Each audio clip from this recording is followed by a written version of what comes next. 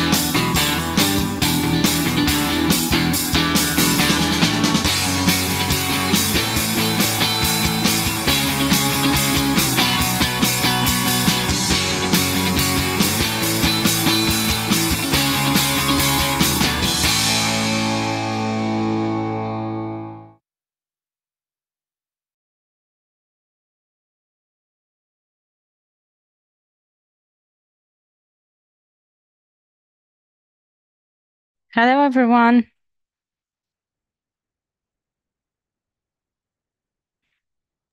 Hello, Are you hearing me? Can anyone hear me? Can Hello, everyone hear me? yes, Yeah. I yes, can hear your voice. Yes, we can hear. Okay. Well, I am Khadija Ramil, a PhD student and an assistant specialist in the Department of International Cooperation at the Turkish Green Crescent Society. This meeting is being recorded and may be shared on various platforms afterward. We have four speakers lined up today, in addition to our board member and our guest from Afghanistan who will provide the closing remarks. Each speaker will deliver a presentation lasting approximately 20 minutes. Following each presentation, there will be a 10-minute window for questions and comments. Our schedule will begin with Ms. Sumeyye's presentation, followed by Ms. Manon. We will then take a 10 minutes break and post-break, Mr. Francesco will speak, followed by Ms. Sarah's presentation. Another 10 minutes break will follow. And after the break, before the break, we'll capture a group photograph for posterity. Subsequently, Ms. Agamrup and Ms. Esma will present, and to conclude, Mohammed will deliver the closing remarks. Towards the end of this forum, you will be prompted to provide feedback. I encourage you to spare a couple of minutes to fill it out, enabling us to send you your attendance certificates via email. Your cooperation is greatly appreciated in this regard. So, while participating in the event, feel free to share it with your friends, of course, if you can. And I understand that not everyone may be able to join via video, but I encourage you to open your webcams and engage as much as possible. Thank you in advance for your cooperation and participation. So, ladies and gentlemen, esteemed guests and distinguished speakers, a warm welcome to the fifth Youth Advocacy Forum, where today we comfort an issue often relegated to the sidelines: e-cigarettes and vaping products, an overlooked pandemic. It is with great pleasure that I stand before you, ready to embark on this journey of enlightenment and advocacy.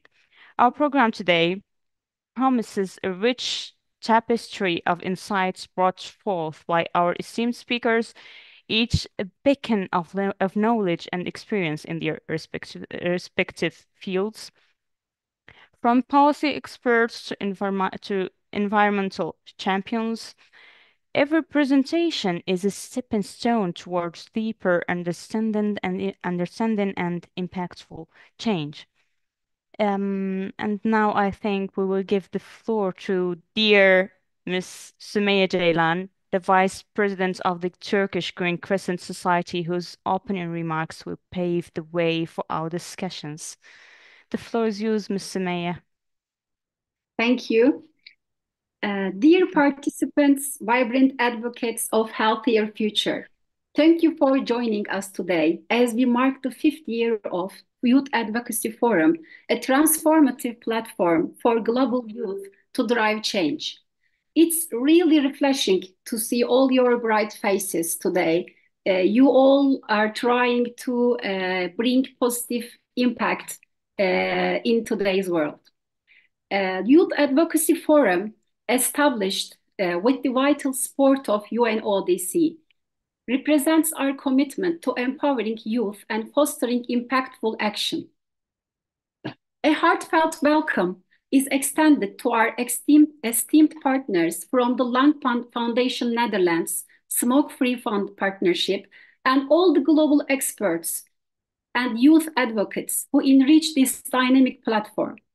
Through our collaborative efforts, the Youth Advocacy Forum has evolved into a global hub for critical thinking and advocacy, uniting youth from diverse backgrounds to address pressing issues.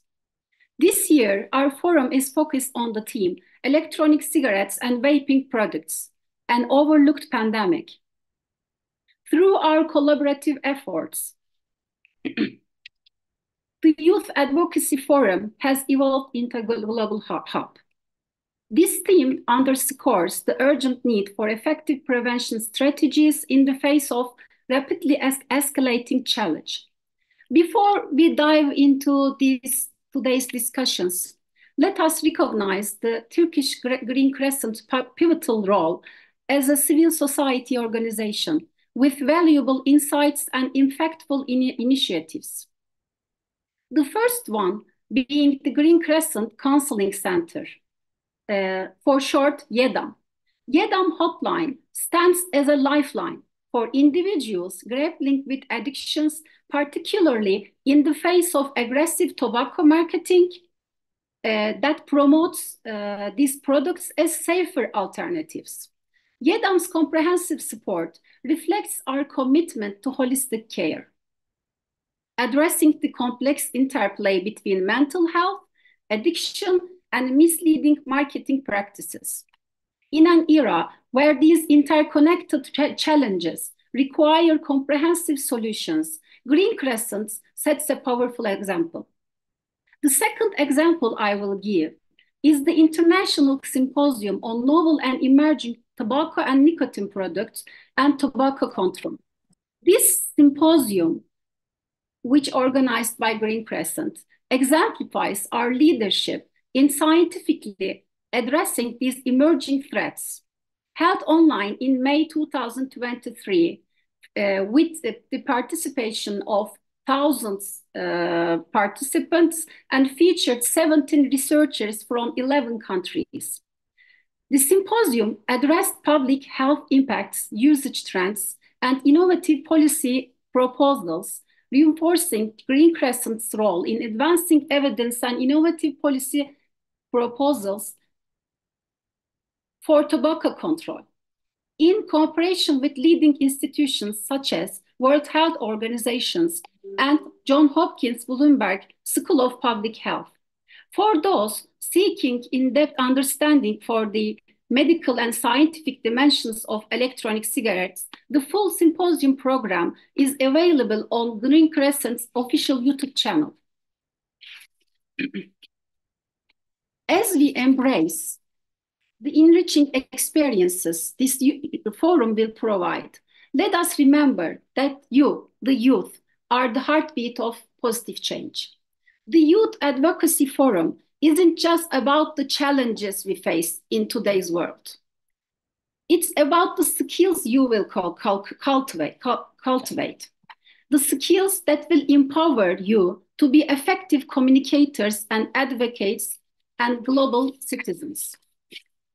As I end my words, I urge each of you to seize the opportunities presented by this forum.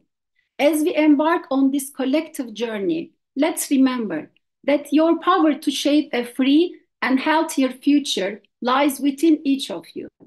You are not just the leader of tomorrow, but you are the leaders of today, bringing forth positive transformations in your communities.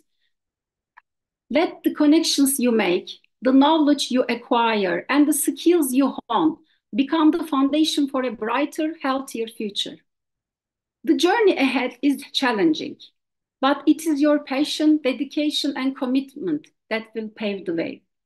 Thank you all for being here and for making a difference. I wish you all a productive forum. Thank you.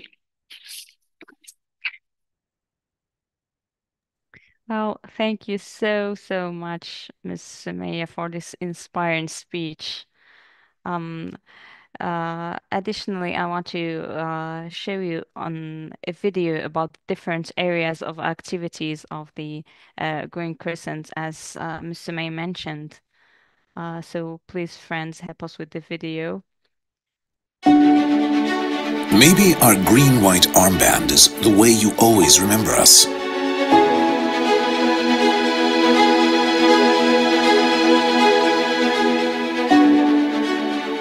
Today, we've changed a lot, and we've changed lives. Green Crescent has grown into a structure that protects, trains, and rehabilitates those in need, that grows each day thanks to its volunteers, and that researches, listens, and takes care of all those in need. We've changed our point of view. We've expanded our scope of operation and capacity to tackle addiction. We've crossed borders. We've implemented the most comprehensive preventive training program in the world. We've reached out to all segments of society, young and old alike, raising awareness of all forms of addiction through our volunteers. While we were few in the past, we are now millions, and we've made it together. Through our collaborations with corporates, we have kept thousands of professionals on side, allowing us to grow stronger. The addictions that trap our young people can't be handled with a mere poster. So we have developed methods to be more conscious of addictions and intervened in the early stages through preventive strategies. Rather than saying, "No, don't do that," we started to teach them how to say no for themselves. We have organized national and international contests to encourage everyone to think, produce, and take a stand against addiction. We've advocated the rights of non-smokers with the Green Detector app. We have provided financial support for universities, NGOs, and other organizations engaged in addiction prevention activities and have launched scholarship programs to support those who get involved. We have kept track of all scientific literature related to our fields of activity, and we have created an archive available for the use of researchers. We've made use of the media through our training programs, aiming to raise consciousness of addiction and to prevent the promotion of addictive behavior in the press. We have developed public health policies and have brought together the World Health Authorities by holding both national and international congresses. Our efforts have not slowed down during the COVID-19 outbreak. We have continued to work virtually, holding international trainings and meetings. We have developed projects to ensure that homes, schools, streets, and neighborhoods, and every layer of society are included in our efforts. We have kept thousands of people on side through these projects. We've increased our efforts. We are aware of the fact that to achieve our goals, listening alone is not enough. We need to talk, convince, and reach those in need. We have expanded our scope of activity to people with substance use disorder and their families by establishing a national rehabilitation model and setting up Green Crescent counseling centers to help them recover their health. We have published more than 1,000 issues of magazines. We have improved the public recognition of Green Crescent magazine through involving cover pages signed by celebrities. We have published books for children, teenagers, parents, and academicians. We've made good use of all channels of communication, including television and social media. We have received national and international awards in recognition of our highly qualified activities. We have removed the boundaries between us and our target audience through organizing online discussions and concerts and launching highly interactive campaigns on social media. We received the 2020 Turkey Excellence Award, while our operational system was found to be at international standards in an evaluation based on the European Foundation for Quality Management, EFQM criteria. International Green Crescent touches the lives of millions and works for the health and future of everyone around the world. Green Crescent will continue its efforts, supported by its employees, branches, and volunteers, as it looks forward to its next centennial.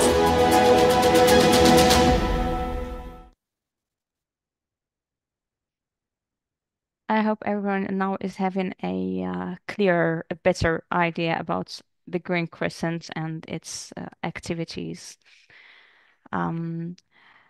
So after this video and Ms. Sumeyya's speech, we will fly to the Netherlands to Ms. Manowanin, a policy advisor from the Lang Foundation in Netherlands, who will guide us through the intricacies of policy developments and the health ramifications of vaping. The floor is yours, Ms. Manon. Thank you. I will share my presentation with you. Of course. Yes, we can see it. Great. Thank you for the invitation. Yeah, you're welcome.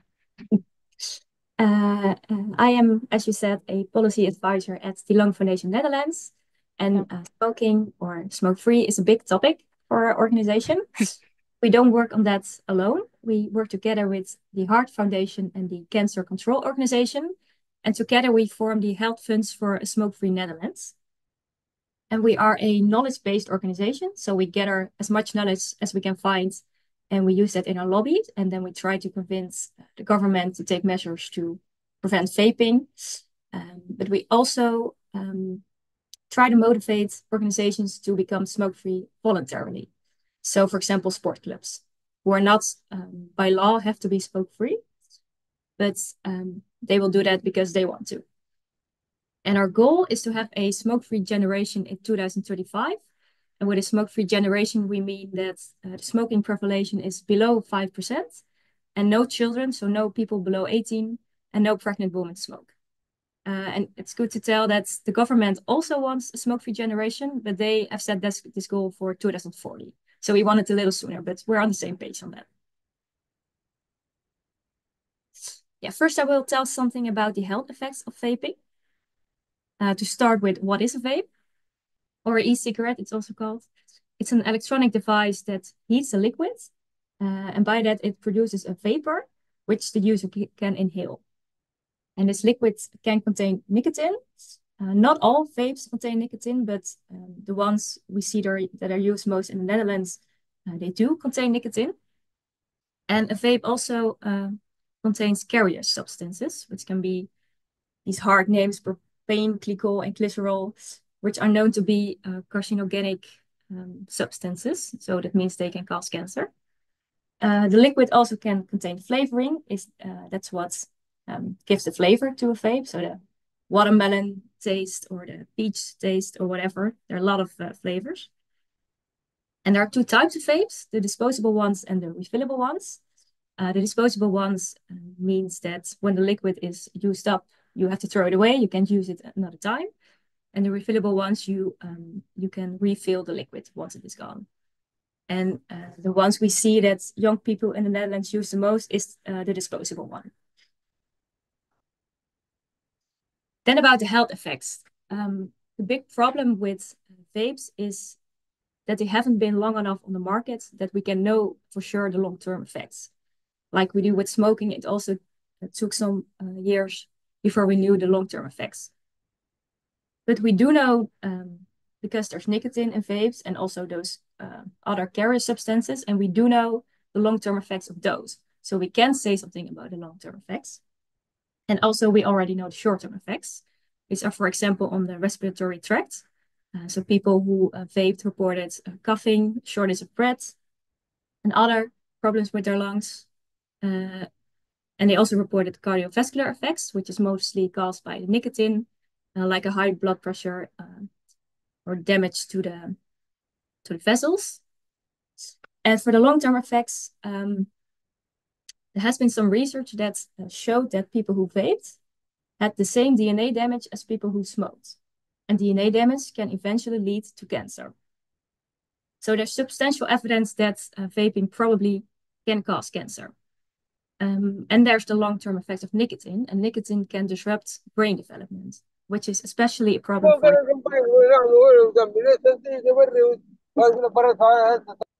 I hear someone, but I can't understand. So I'm just going to continue. The brain development can be disrupted by nicotine, which is especially a problem for young people because your brain develops till the age of 25.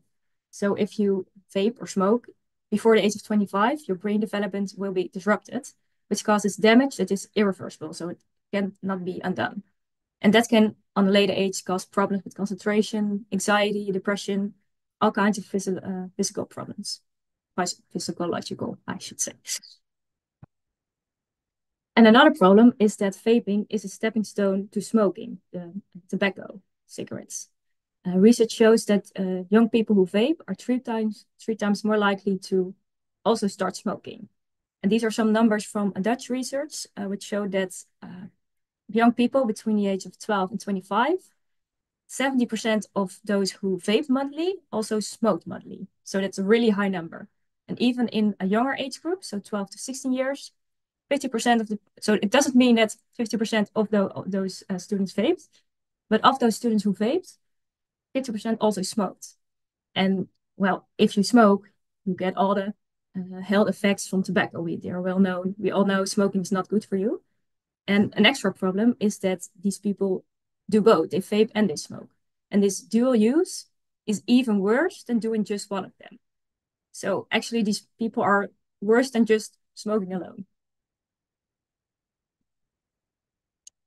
Yeah, I wanted to describe the situation in the Netherlands and things that have happened the past few years and what is on they are planning to do.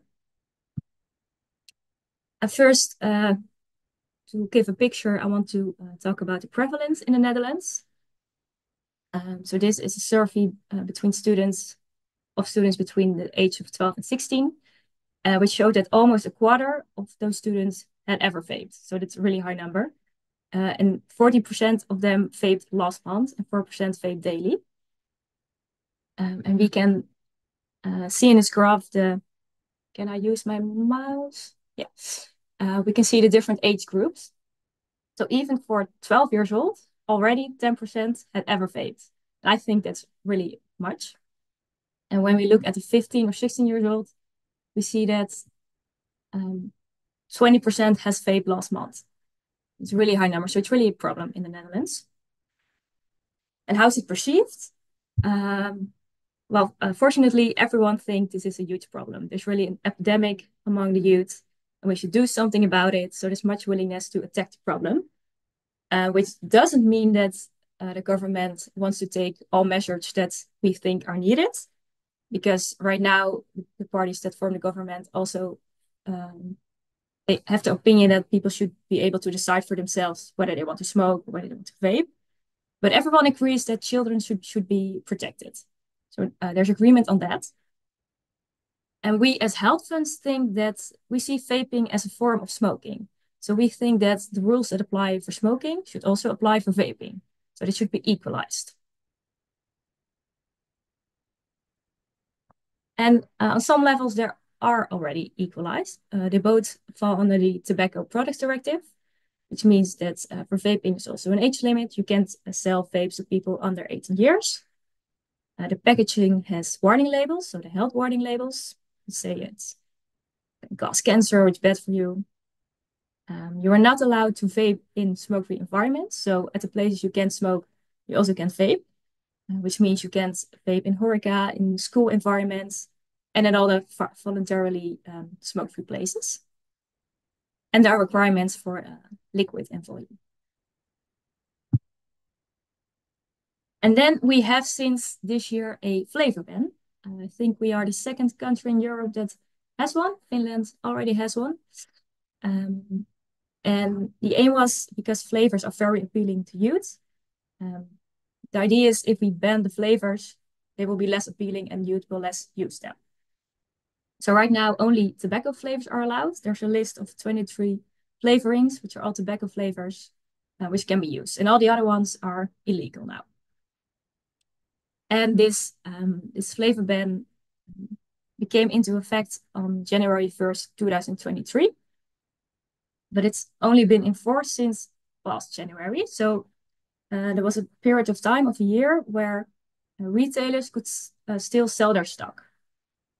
And that period was supposed to be 6 months, but well, we don't really know why it was extended with another 6 months, but what played a role was that there was a lawsuit from the vaping industry.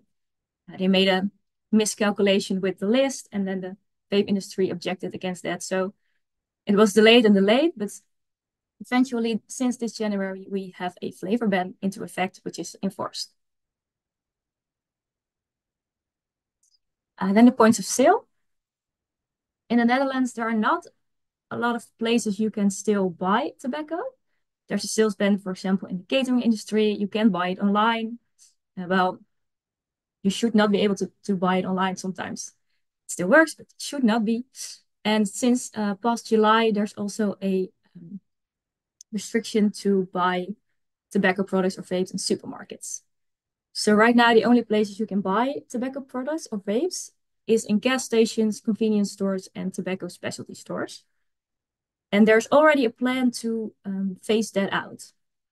So from 2030, you can only buy tobacco products in convenience stores and tobacco specialty stores.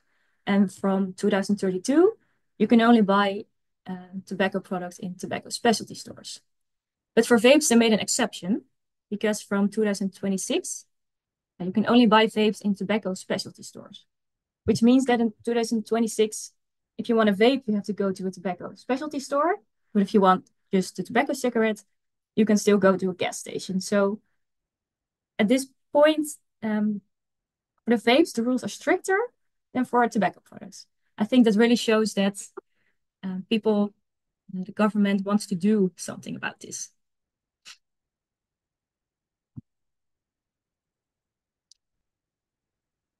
Then price. Price is an important factor for the accessibility of vapes for youths because often they don't have that much money. So if it's really expensive, it's harder for them to buy it. But for vapes, the excise tax is not regulated in the Tobacco Tax Directive. And the excise tax for other normal tobacco products is regulated in that. But as a country in Europe, I'm talking all about the European rules to make that clear. As a European country, you can have a national consumption tax on vapes. And a lot of European countries have that. And we also wanted that for the Netherlands. And there was a majority of people in the House of Representatives who also wanted that. So it looked like it would really be something that we would get. But a few months ago, the government said, we're not going to do that because it's very complex. And there's no capacity to do this, to execute this.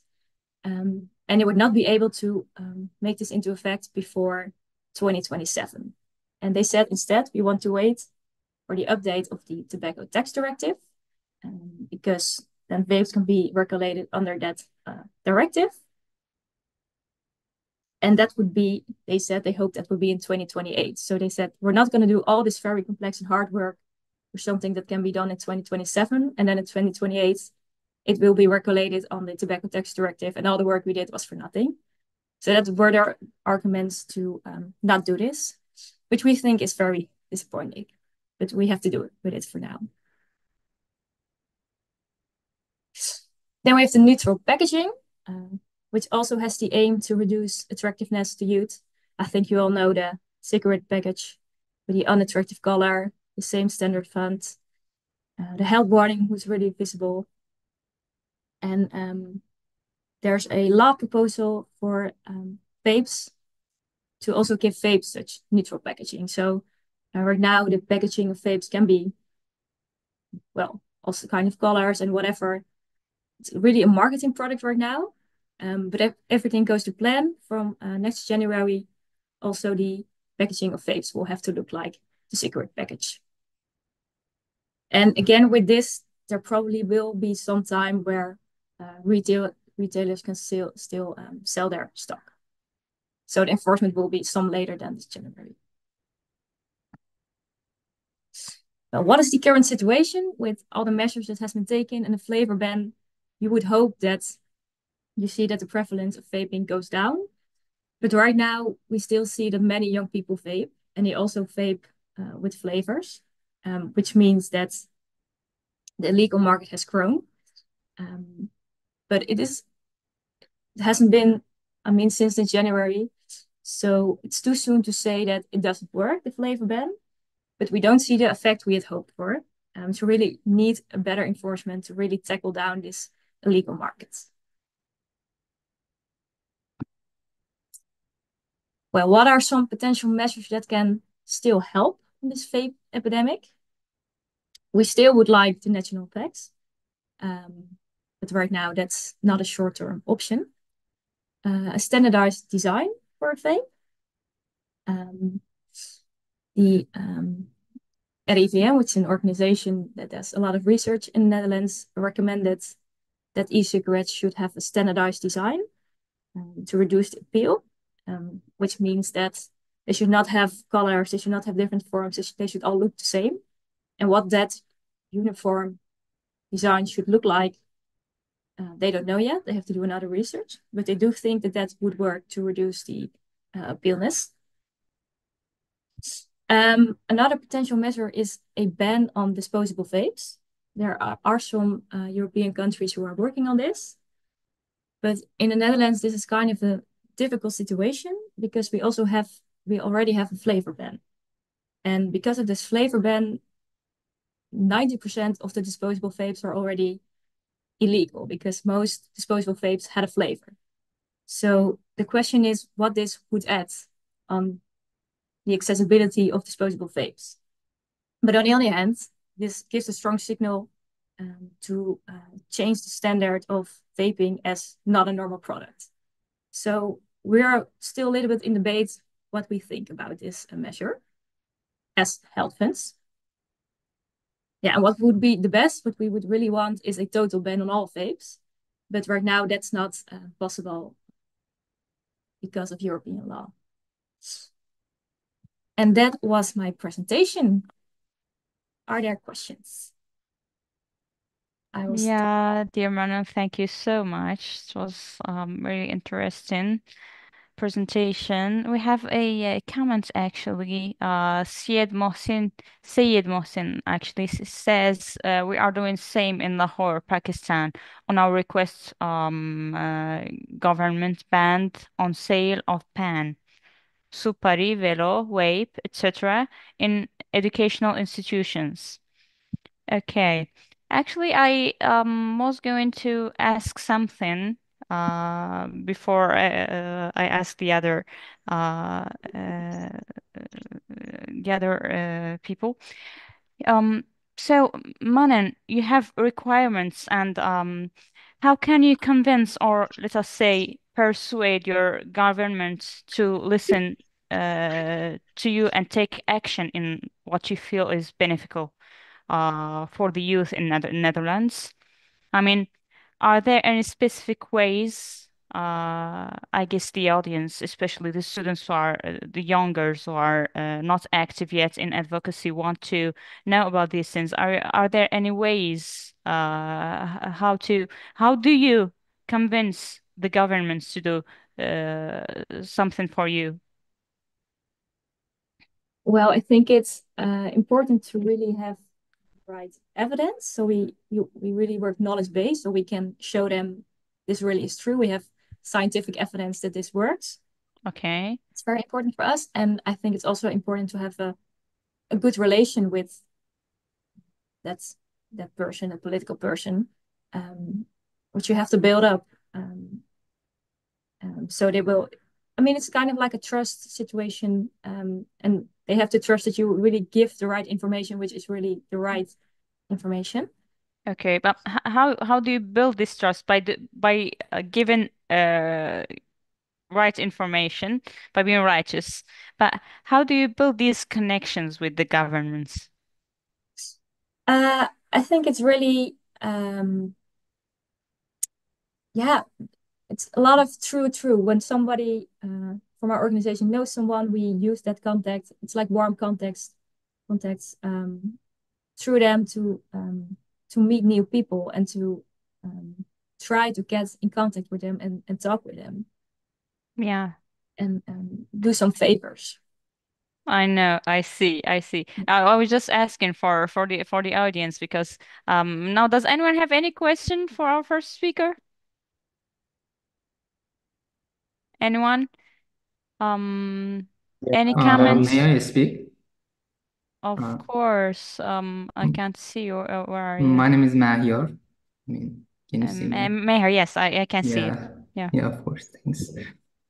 It was mentioned that vaping actually reduces the concentration of people, but some people would say that it is pleasant and even soothing, and it actually increases our concentration. So, is it just the feeling or just the physical aspects of vaping?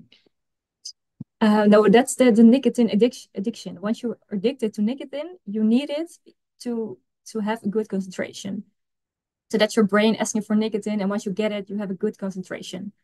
But that's actually kind of bad because you think vaping is good for your concentration, but it's just your brain that's asking for nicotine. Do you know what I mean? Yeah, exactly. I get you. It's kind of the psychological aspect of vaping that you think that actually it has some effect on working better, but actually, as you mentioned, it is actually bad for, for the in a long term. Yeah. So, as another question which actually related to that, so why people smoke? I mean, it wasn't considered in your presentation. I mean, there should be some reasons to that. For example, especially psychological aspects to that. So, is it just saying that considering the government and also social like aspects related to vaping, or also considering the psychological aspects? I didn't really understand your question. Can you repeat it? Uh, yeah. Should I repeat it? Yes, please. Okay, yeah. I mean, why the question is why people smoke. okay, vaping or the normal cigarettes. I mean, it wasn't considered in your presentation. So I'm asking that because all the thing I heard was about the government and the actions they do, and also social activities they do, the activities they do. But what are the main reasons to smoking? There should be something on under the aspect of smoking. What are they actually? There should be some, psychological aspects. Should they be considered? That's a really good question. Why do people smoke? Why do people vape? We've, well, not we've, but there have been some surveys that have tried to catch that. So they asked students, why do you vape? And then they say it's curiosity, it's exciting, it's you can't do it, so that's why you want to try it. But also because they see their friends vape, all that kind of reasons. But I don't think there's one particular reason why people vape. And if we knew that, that would make it so much easier to solve this problem, I think. Yeah, thank you so much. Now Yeah, we are going to can I ask a can we question? give the word to Anna, please, because we don't have much time. Can I have a We have question? a lot of questions. Okay. Can you hear me? Anna, Yeah. can you speak now? Can I Thank you ask a so much. question? Firstly, thank you so Oh. much for your presentation. It was so informative. And I have like question more with psychological side. For example, we can see that like forbidden fruit is so sweet, especially between teenagers. What you can say about your example in your country, Netherlands? Like what your government did for reduce this psychological factor of using these vaping products and e-cigarettes? Yeah, it's hard. We, as health fans, we always say when you see smoking, you go smoking, and the same goes for vaping. So we really want to have as much smoke-free places as possible, so young people don't see other people smoke or vape, and they don't get tempted to do that themselves. But it is really hard, as you say, forbidden fruit. People want to do that, and I think that is one of the reasons people go vaping. But if you don't see it in your environment and you're not aware that it exists, I think that helps. Because, for example, I can see the same in my country, in Ukraine. Especially, we have this tension between teenagers. Yeah, it's firstly illegal sellings. Firstly, is a problem, but in the same time, I can see that like this. I think it's the biggest part of problem. It's this taste and this appeal of this e-cigarettes, vaping products. For example, in your country, you said that you need to start standardizing of this process, like to not having so much beautiful of this e-cigarettes, of this beauty. In Ukraine, unfortunately, we don't have such problem, but in the same time, for example, it was forbidden to use e-cigarettes and vaping products in the biggest part of place, like bus station, and we have like special places for using the cigarettes. But I see that it still didn't help to us, unfortunately. No, it's hard, and I also do think that the colors and how it looks and the taste that is a big part of the attractiveness, and tackling that could help with this epidemic. But like I showed in the Netherlands, the flavor ban has not been the solution we wanted so far. So that's one part of the problem, but I think it goes deep. Yeah, can we pass to Mahmoud Olaide? Thank you. Hello, can you hear me? Alaikum salam. Please go ahead. You can hear me, right? Yes. Okay, thank you very much for your wonderful presentation, madam. So, again, my name is Mahmoud Alaide Ibrahim. I study medicine at the Marmara University School of Medicine. So, and last year we had a module in respiratory system. So I was able to learn a few things about tobacco and tobacco-related products. So what I will do is like a little bit of commentary, and I'll ask a few questions. So I learned that WHO, the World Health Organization, has this framework called FCTC. Mhm. It was passed in 2005 or so. So we have all of the framework already for the regulation of tobacco use and tobacco related products, but it's still hard to implement those reforms. So I think one of the components of FCTC is to reduce the influence of big tobacco industry. I think tobacco industry is a really powerful industry. They lobby with the government. Yeah, it's also part of the FCTC to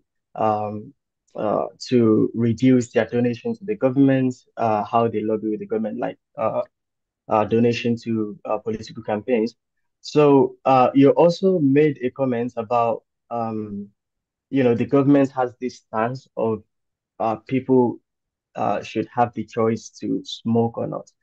But we know that there's first-hand smoking, the second-hand smoking. Like if you're smoking, you're not only harming yourself, you're also harming other people around you. So don't you think it's a subject of public health risk? Like I don't think an individual should have that much power when it concerns public health risk. Just as we didn't have a lot of choice when it came to vaccination during COVID-19. So I don't think an individual should have that much power. I think that's a very weak argument on the government's part. So what do you have to say about that? Yeah, well, I think the same, that just smoking is not your own problem. You also make it someone else's problem. So I don't agree with those parties, with this government. Okay. About the lobby, we follow the Article 5.3, I think it is, from the FCTC, that tobacco industry cannot have contact with the ministries. Yes. But But there's, unfortunately, they still do. yeah, well, there's the part about not having contact with the ministries, that goes very well. But we have the second chamber, it's called, in the Netherlands, which are the people who are chosen into the government. And they think they are an exception because they are chosen by public. So they don't have to follow that article, and they can have contacts with the tobacco industry. But we are really trying to make them aware of it and that they can have contact, but that's a thin line there. Yeah. So I absolutely think that happens sometimes. Thank I you so hope so. much, Mahmoud. Thank you very much. Unfortunately, we are running out of time. So, last question, who has Haja Usmanu. If you have a little short question, please. We are running out of time. Okay. Okay, I am Farida Hadja Usmanu from Cameroon. And so I listened, you were talking about that they must use e-cigarettes by young in Netherlands, it's disposal. And me, I am a nature lover. And so I'm having a question regarding the regulations of the disposition of disposal e-cigarettes and the recycling. How are they? Is there laws regarding that in Netherlands? No, not that I know of, but I'm not really well informed about this. But it is a problem that they end up on the streets and not on the waste. So that's also another reason to forbid them, I think. Okay. I think we have another presentation about environment part. So Okay. maybe we can Okay. Okay. Okay. So I think now we need a little break. Let's have a break of 5 minutes and come back, okay? For the other people who want to ask questions, you can forward your questions to the speaker directly, and she can answer you via email, or you can write your messages in the chat box. Now let us have a little break, short break of 5 minutes, and see you after 5 minutes. Okay, see you. See you.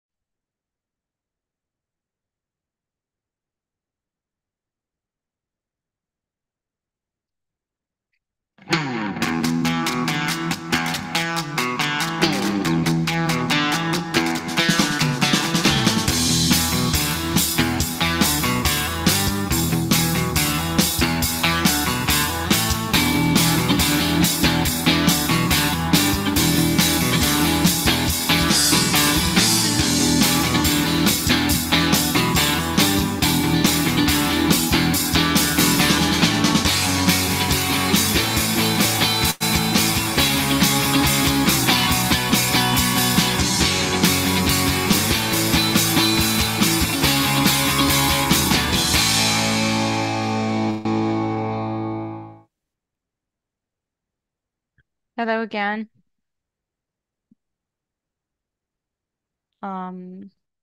Is everyone here? Yes, of course. Yes, I'm here. Yes, we are here. Yes, great. Yes, madam. After this brief intermission, now Mr. Francesco D'Appolito, a communication enthusiast with a background in diplomacy and EU public affairs. Before joining SFB, Smoke-Free Partnership, as policy and communications officer, he worked as research executive and in the energy and climate team at Rad Pedersen Public Affairs in Brussels. Before this, Francesco worked as press and public diplomacy trainee at the delegation of the European Union to the United States in Washington, D.C., and interned in the public diplomacy and policy research department at the Australian Embassy in Brussels.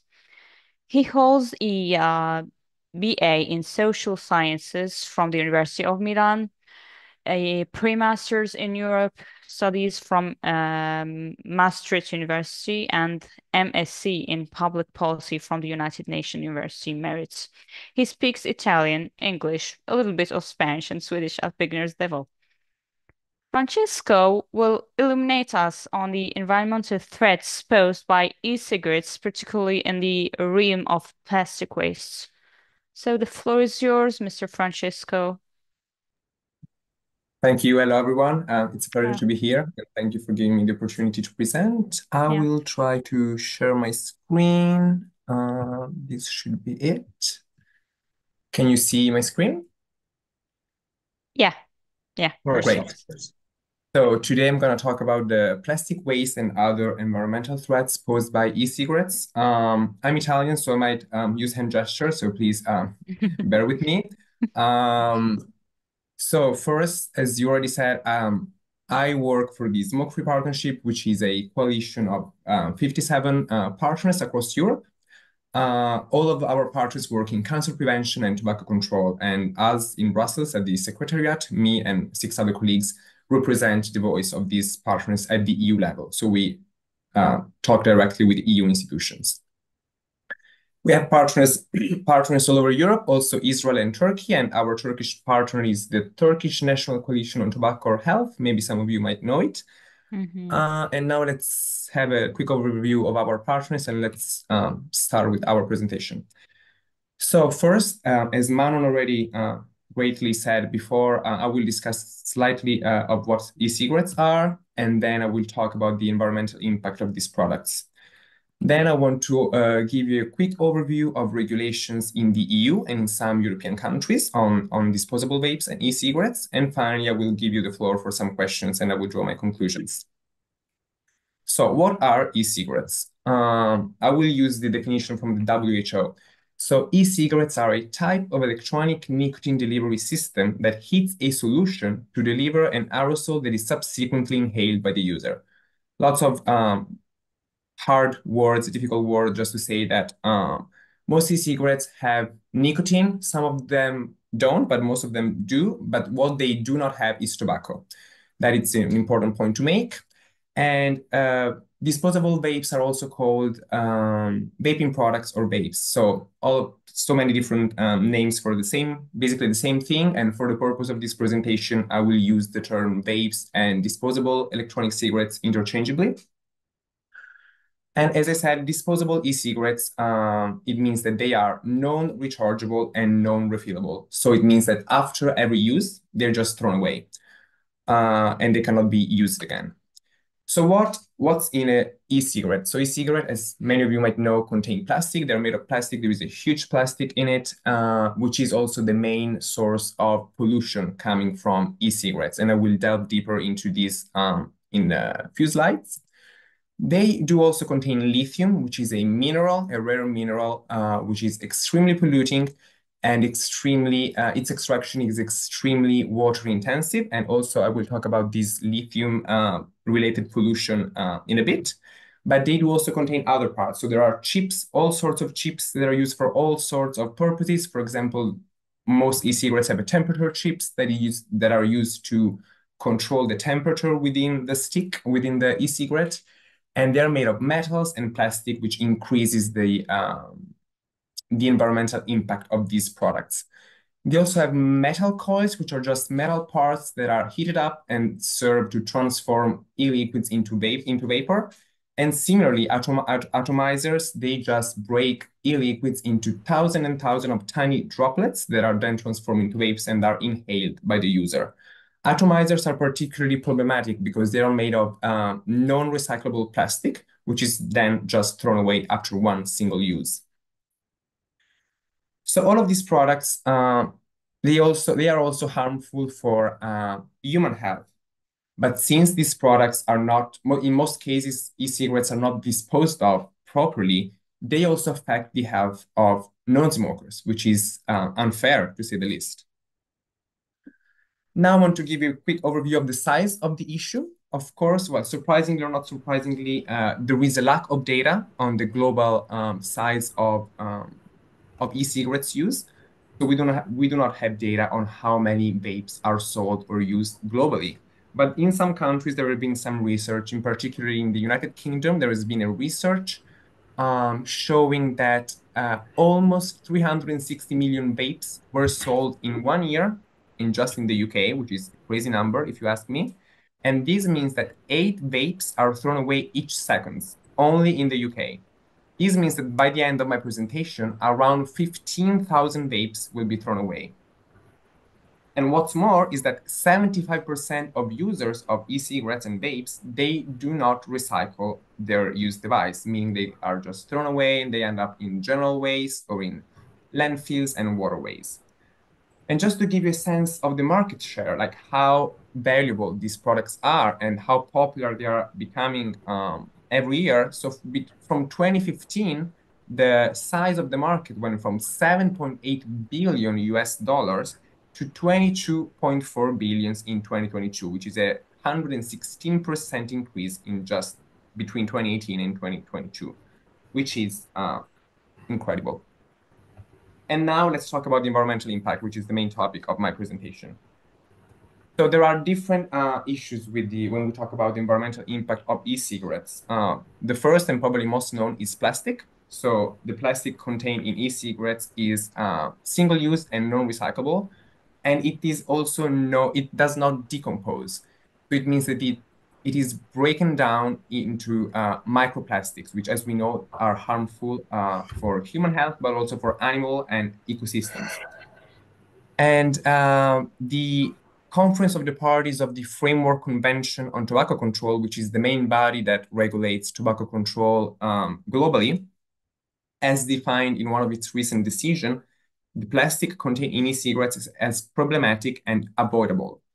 So we hope that this definition will be taken into account when negotiating the upcoming United Nations Plastic Treaty, which will regulate how plastic is produced and used at the global level.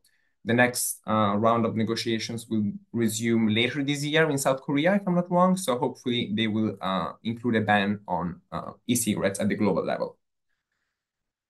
Then another form of pollution that is often related with e-cigarettes, but is also often overlooked, is lithium. So each vape contains 0.15 grams of lithium. Lithium is problematic for 3 main reasons. The first one is that it's a rare mineral. It means that there is not much of it as of right now in the world, and it could be used for better purposes that also benefit the environment rather than polluting it. For example, to create batteries for electronic vehicles. And also to extract lithium is extremely polluting. So just to extract 1 ton of lithium, 2 million liters of water are needed. And this extraction emits 15 tons of CO2 in the atmosphere. This contributes both to water scarcity in the region where lithium is extracted and to air pollution. Also, finally, the last problematic point with lithium is that it's known to cause fires in waste disposal sites, increasing the air pollution in these areas.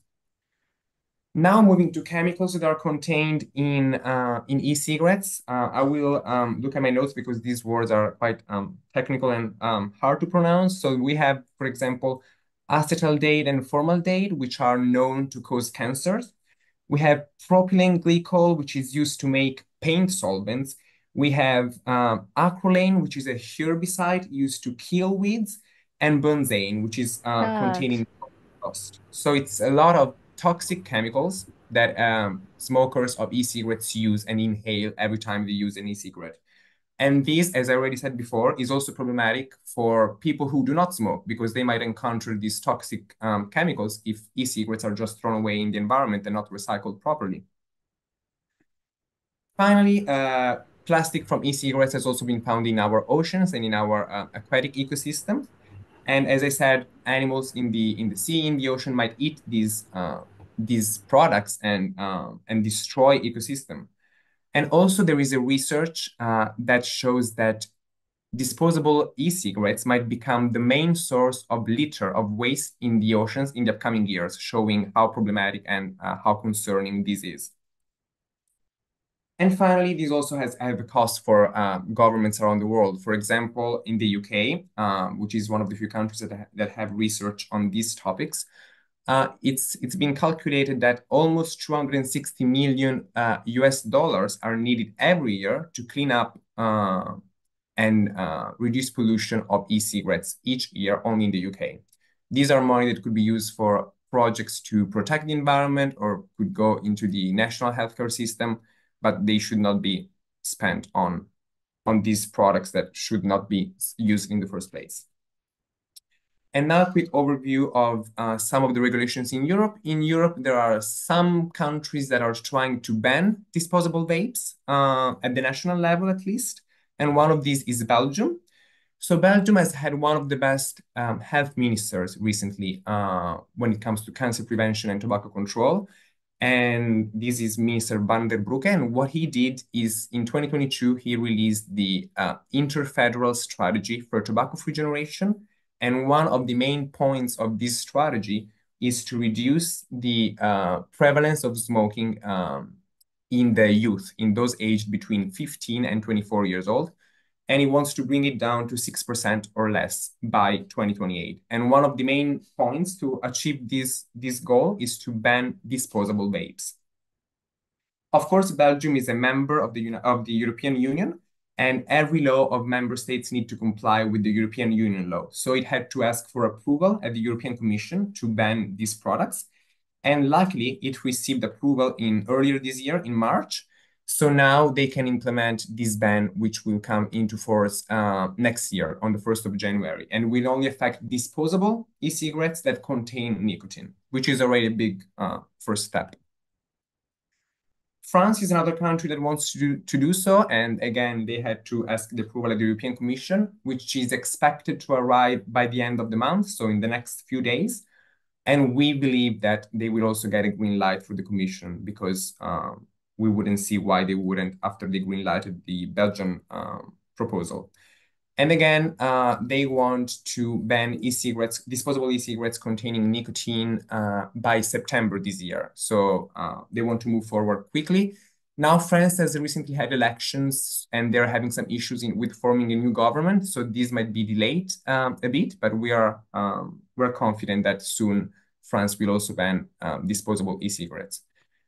And finally, the United Kingdom, which is not a member of the European Union anymore, but the previous government, Sunak's government, built the UK Tobacco and Vapes Bill, which is a great law because it will make the UK the first country in the world to have a tobacco-free generation, because everyone who is born on or after the 1st of January 2009, they will not be able to buy cigarettes in the UK, just regular cigarettes, which is huge. And we hope that many countries will follow suit.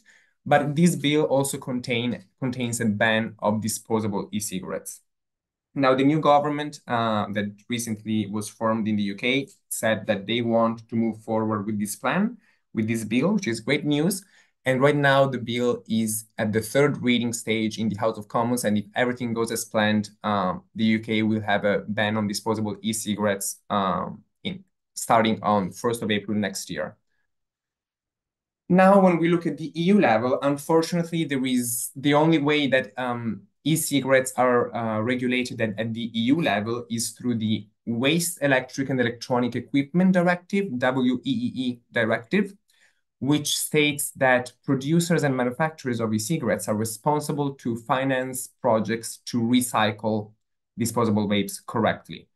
But as of right now, there is no ban on these products at the EU level. There might be one with the revision of the Tobacco Products Directive. So just shortly, the Tobacco Products Directive is the piece of legislation at the EU level that regulates tobacco products and how they are sold and all of the sorts. And there is a revision of this directive incoming because it's now 10 years old and it does not cover new products like e-cigarettes or heated tobacco products. But the Commission intends to revise it, but now all the progress is stalled. They stopped working on it for some pressures that they have received from the tobacco industry and their lobbies. So we hope that with the new Commission and the new health minister, which we do not know yet who he or she will be, hopefully we will get a commissioner that is more proactive on these issues. And I believe that this concludes my presentation, and I would be happy to answer your questions if I can, or to leave the floor to the next speaker. Thank you. Yeah, thank you so much, Francesco. Does anyone has any question for Francesco? Yeah, I see hands rising. Again, Haja and Mahmoud. We'll start with you with Shinman. Thanks. Yeah. Hi. Sorry. I know your Hi, voices. yeah. First of all, thank you for your presentation. I just have one question. Uh, uh, are we have enough measurement of the disposal and recycling of lithium ion battery found in that e-cigarette? I just want to I'm know sorry, that. if there is recycle projects to recycle lithium in e-cigarettes? Yes. No, like are there any measurement? Mm-hmm. I do not know if there are measurements at the EU level to recycle lithium specifically. I know that there is the WEEE directive that obliges producers of e-cigarettes to recycle them, but I do not know the details of it. I just know that many producers do not respect this directive, so we're working with our national partners to better implement this legislation at the national level, but I don't know if there are specific regulations on lithium. I can have a look and I could get back to you. I will leave you my email in the chat so everyone can just send me an email and I will get back to you with a more precise answer because I do not know it at the top of my head. Sorry. Oh, it's okay. Thank you so much for your answer. And thank you Okay, for can we have another question now? Kaybala Conte. Kaybala Conte. Please, if you hear me, go ahead with your question. Okay, so my name is Kaibara Conte, and once again, I want to say thanks to our Francesco. guest for his brilliant presentation. Well, I listened to his presentation, and I'm more concerned because we are all aware that, I mean, e-cigarette is a very serious environmental problem. So I'm more concerned about the community. How do local communities manage the e-cigarette trash, and how can they be supported? That's a good question. We work more at the EU level, so I don't know how actually community manages this issue. I know that every member states have different regulations, but at least in the EU, I don't think, I mean, every country has different regulations. So I think that every community, every municipality has different laws on how trash is sorted and specifically waste coming from e-cigarettes. We do not work specifically on these issues, so I don't know how communities might be supported. I know that some communities are more affected by e-cigarettes use and waste more than others.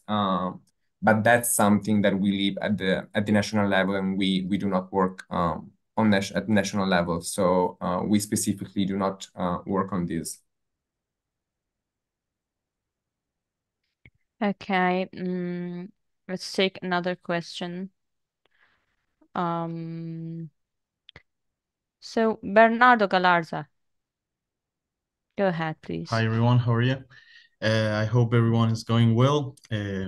Thank you so much, Francesco, for your speaking. Thank you so much, Mana. Thank you so much, Kalja, because it's really important to be part of the change for the youth and for the next generations. So my question is more for Francesco. What you said, I really love the way you explained the waste of the e-cigarettes or the waste of the disposable cigarettes. So I have one question because I know that you are related with the smoking-free organization. So I would love to know, for you, from your point of view, which waste is worst for the world, like the disposable e-cigarettes or the normal, for example, cigarette butts or the cigarette as it for the world? Which one, from your point of view, which one is worst for you? Thank you for your question. We work with both. We advocate for a ban on cigarette butts, traditional cigarette butts, and e-cigarettes, disposable e-cigarettes. And from my point of view and from the point of view of my organization, we believe that as of right now, the worst form of pollution comes from cigarette butts, because not only they are not useful to prevent cancer in people that smoke, but also we need to remember that as of right now in the world, in Europe, everywhere, the most commonly used form of tobacco is traditional cigarettes.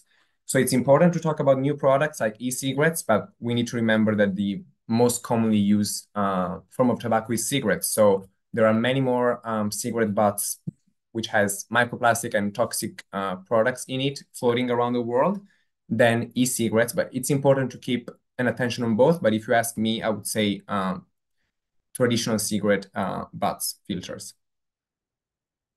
Thanks so much, Francesco.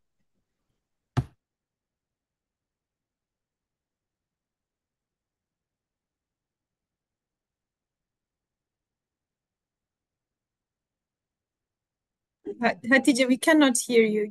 You're unmuted. Sorry. Going to another question. Haja Osmanu, can you go ahead with your question, please? Yeah. Hello, sir. I'm Farida. And so I'm having a question regarding the education on the disposal of e-cigarettes.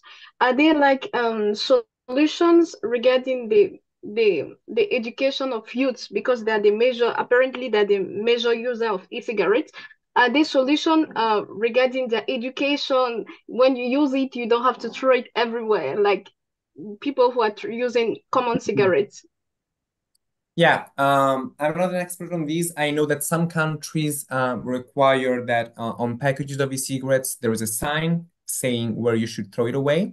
So if people want to throw it away correctly, they know they have the information. But I think that the best way to inform the youth on how to best dispose of these products is social media campaign or campaign from governments, because I don't see that they're putting enough effort to explain the effects, the environmental impact of these products, and how they can be recycled. Because we know that the youth is very sensitive on environmental protection topics. We've seen it with the Fridays for Future movement and many other movements around the globe. So if they have the information on how to recycle these products, they will do it. But I don't see that there is enough effort on these, neither from governments nor from other institutions, and definitely not from the tobacco industry, because they just simply don't care, as we know. Yeah. Okay, sir. Okay. Anna, do you want to say something? Or I'm sorry. There's a new person, Abu Bakar Omar. Can you hear us? If you can hear us, you can go ahead with your question, please. You hear me? Yeah. Yeah, I'm having a questions. Nowadays, these emerging trends like flavored vapes and social media influence has impacted the youth to engage and having addiction on these e-cigarettes and vaping materials. So, is there any plan to combat these influences? So if I understood your question, if there is any plan to combat promotion of e-cigarettes on social media? Yes. Yes. So at the EU level, we also have this directive called Tobacco Advertising Directive, which is also quite old. It's more than 10 years old, and it does not cover social media because back then they were not as big as they are now. We are planning to revise this directive, and we are asking the European Commission to do so soon. So we have some positions on how to regulate social media advertising of these products, because advertising of traditional cigarettes is already legal in television or in other products and channels. And we want to include a ban on promotion of these products also on social media. We know that the implementation will be hard because social media are way harder to regulate than, let's say, television. But there is a wish to do so, and there are plans to do so at the EU level. We don't know how long it will take, but we are fighting for it. Thanks.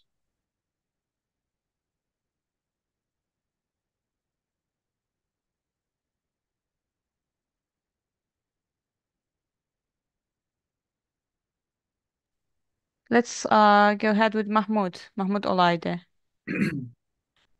Hi, Francisco. Hi, everyone. Is it Francisco or Francesco? Yes, it's Francesco. Thank you. Okay, Francesco. Hi. I really love your presentation. It's really, really wonderful. So, I understand that one of the major bodies spearheading regulation against tobacco use are the Ministry of Health.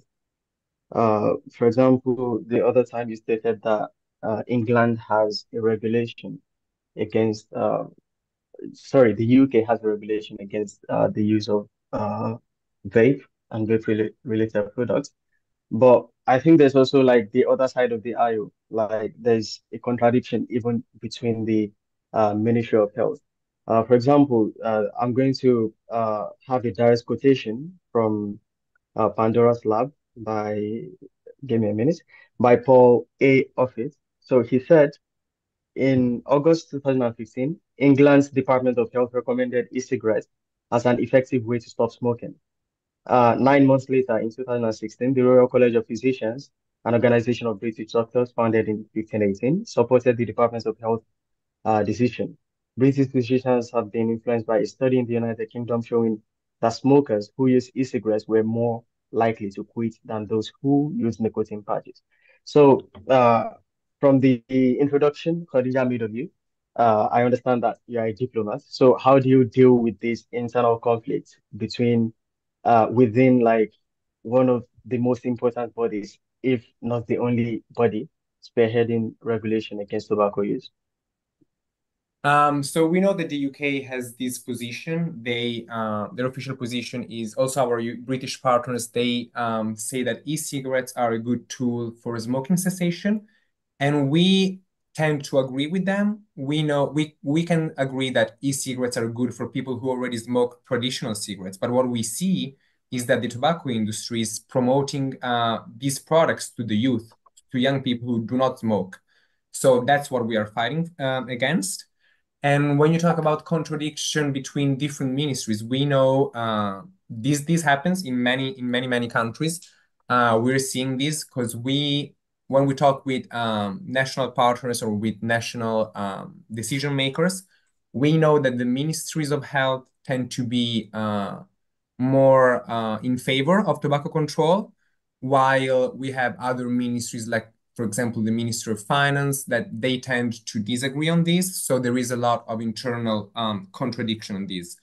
So it's always a matter of political will. So when there is political will and when the Prime Minister especially is in favor of these measures, we know that they will go forward. But there is often a conflict between ministries within the same government even. So that's something to keep into consideration when advocating for these measures. And I hope this answers your question. Yes, thank you very much. Yeah, okay. If I'm going to take a brief question, Khadija Kubra, we have a short question, if not, because we are running off time. Okay, thank you so much. Yeah. Thank you for the insightful discussion. My Okay. question is, how can we effectively regulate the vaping industry, especially with the constant introduction of new products and flavors? I don't think I understood your question because there was a bit of background noise. Can you repeat it, maybe? Hello, should I repeat it? Yeah. Yes, please. How can we effectively regulate the vaping industry, especially with the constant introduction of new products and flavors? Sorry, Khadija, did you understand? Maybe you No, can I write didn't in. understand. There's so much noise. Mhm. Maybe you can write it in the Mhm. chat box, and I can Yeah, you can read. write it in the chat box. And meanwhile, um, we're going to move ahead. So let us now introduce Sarah, maybe. Is everyone ready for our next speaker? Okay, so please write your questions in the chat box. We are moving for our next speaker. So, Ms. Sarah Evli Özhan is an accomplished international cooperation expert with a robust background in psychology, especially in working with vulnerable populations. With more than 6 years of experience, she has nurtured international partnerships, forged strategic alliances, and championed for global policy reforms. Her expertise lies in crafting and executing strategies that bridge climate change and substance use issues, expanding NGO initiatives worldwide, and boosting organizational prominence through impactful advocacy efforts.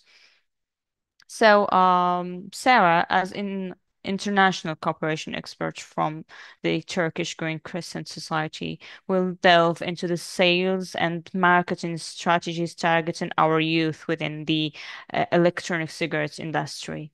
So, Sarah, please go ahead. The floor is yours. Thank you, Hatice, for the introduction, and thank you all, Francesco and Manon, for your valuable presentation and the contribution to this event, and also thank you for our participants for your valuable questions. I hope you don't push too hard after my presentation. So, just a minute. I'm trying to skip it.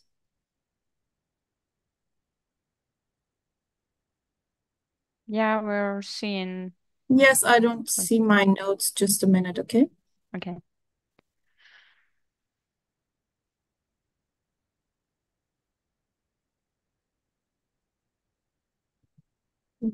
Maybe I will share it again.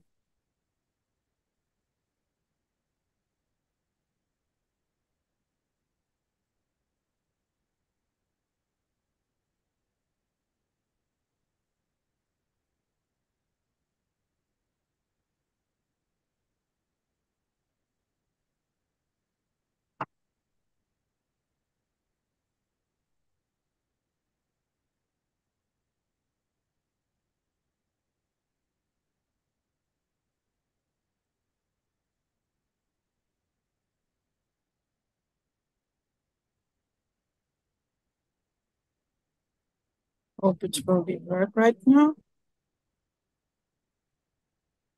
Okay. Okay,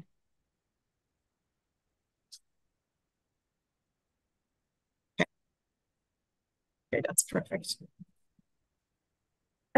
Before going to the marketing strategies of e-cigarettes, I want to just briefly give an overview of the history of e-cigarettes. E-cigarettes were developed in China and came onto the global market around in 2007. They were sold to the public as a smoking cessation tool, and they become this global hit super fast with a few years, multi-billion-dollar global industry. The first generation was really the e-cigarettes. It looked like a cigarette. It wasn't much different in size and shape. And about 3 years later, in 2009, we saw the developing of vape pen. That's when we start seeing refillable tanks and we started seeing flavors being added. And in 2012, we saw the mood devices come out, which is sort of modifying. You can add bigger tanks to the top and you can add bigger batteries. After that, in 2015, the Juul was created from two students from the Stanford University. And that's when we started really seeing the change in the teenage use. Juul made a product that was sleeky, easy to hide. On the top, it was very tasted good, and they had a sweet flavor, fruity flavors that appeal to younger markets. And within a year or two, they had captured around 70% of the market.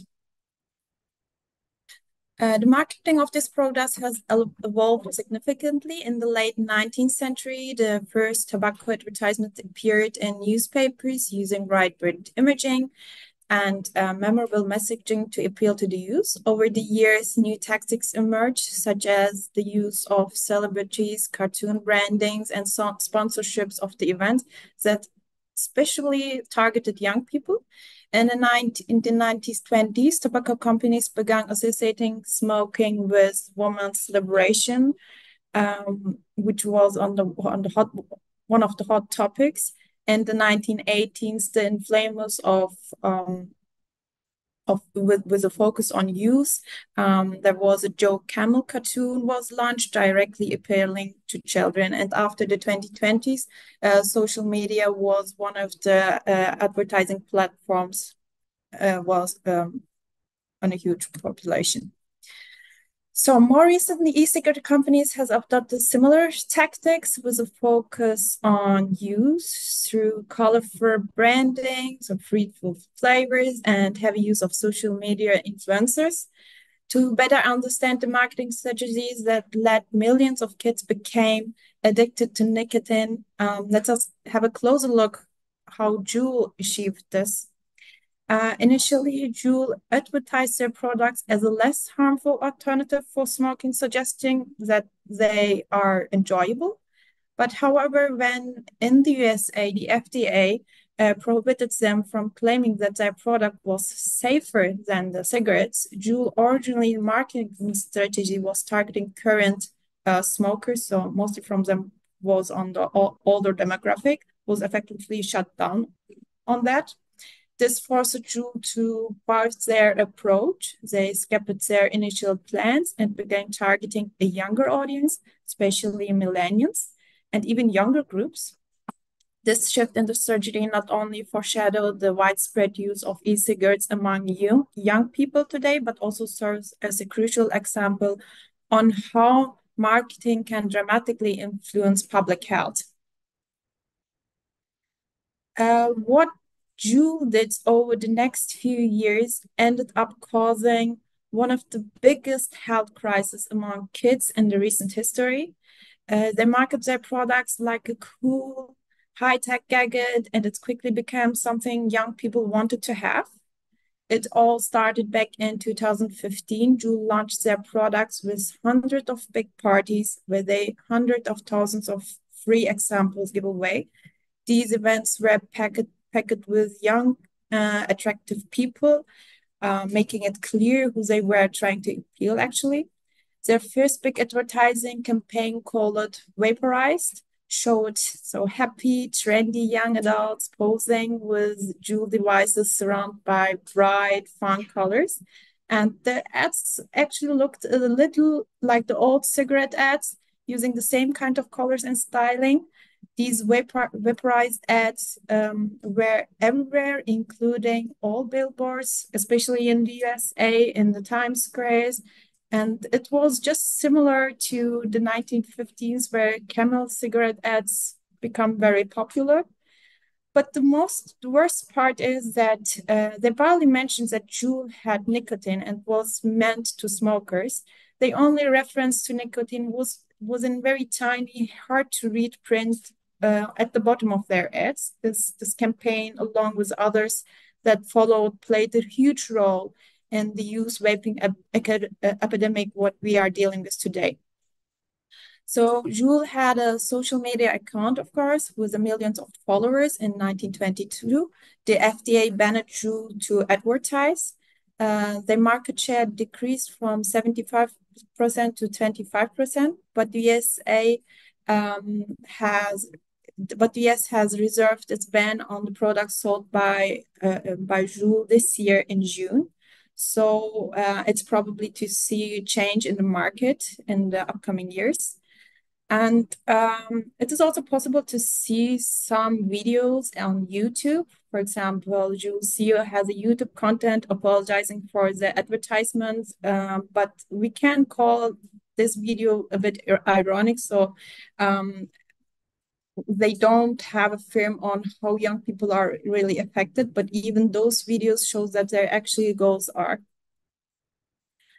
One of the leading markets is, for example, IQOS, a leading product from Philip Morris International, employs marketing strategies that focus on sleek, luxury, high-tech appeals, resemblant of like Apple stores. These stores are designed with a clean, modern aesthetic, giving no hint that the product might be unhealthy. And customers can choose their products from tablets, all designed to enhance the sense of sophistication and exclusivity. One of the key factors that make e-cigarettes particularly appealing to young people is the wide variety of flavors available. Research shows that these flavors play a significant role in attracting youth and even influence their choice of tobacco products, which is why this issue deserves closer policy attention. And in a large study conducted in Texas, for example, it was found that 99% of the youth and 70% of the young adults and 44% of the older adults who currently use e-cigarettes reported that their first e-cigarette was flavored, but not with a tobacco flavor compared to non-flavored tobacco products. Flavored tobacco products are generally viewed more positively, making them more attractive, and especially, of course, to younger users. TV, social media, and influencers have contributed to more positive views of vaping among youth, increasing their likelihood of trying it. A content analysis on on X found that over 26% of the e-cigarettes related posts contained marketing or promotional content, making it primary platform for e-cigarette advertising. This highlights that X and other social media platforms are a key space where companies are actively influencing youth perception and encouraging vaping. This issue isn't just in this was also from the Jews side. The issue isn't just the content of the product through their advertisement, but also in how and where they targeted the content. Much of the Jews reach came from the social media, where their viewership was predominantly young, non-smoking kids and teenagers. With their bright, colorful, and playful ads, Juul began to cultivate the following among middle and high school students, effectively drawing in a whole and new generation of vaping. Celebrities' endorsements have played a significant role in popularizing e-cigarettes. For example, Katherine Heigl was the first to use one on a TV, claiming it helped her quit smoking. In the UK, for example, their cigarettes have been featured in popular TV shows, while in Hollywood stars like Johnny Depp, Leonardo DiCaprio have also promoted their use. And for example, in different platforms like Netflix, we see many series, many contents that are electronic cigarette has been used. So, for example, in Formula Bin series, Drive to Survive has been tobacco brand's new visibility by featuring teams sponsored by major tobacco companies. Several celebrities have launched their own e-cigarette brands by trying to close their personal brands. For example, like Mike Tyson, and Snoop Dogg and others. Tobacco companies have become increasingly creative in how they targeted young people, leveraging various platforms and cultural threat points. One of the emerging strategies in those video games and virtual reality. These companies are not only developing their own games, but also embedding advertisement with them, a tactic known as advert gaming. Now they are venturing into the metaverse, a digital frontier with little to no regulation, allowing them to reach youth in ways that are hard to monitor. In addition to gaming, these companies have found other venues to connect with young audience, such as music, arts, and fashion by sponsoring music events, fashion shows, and even cultural venues like museums. They cleverly link their product creativity and self-expression.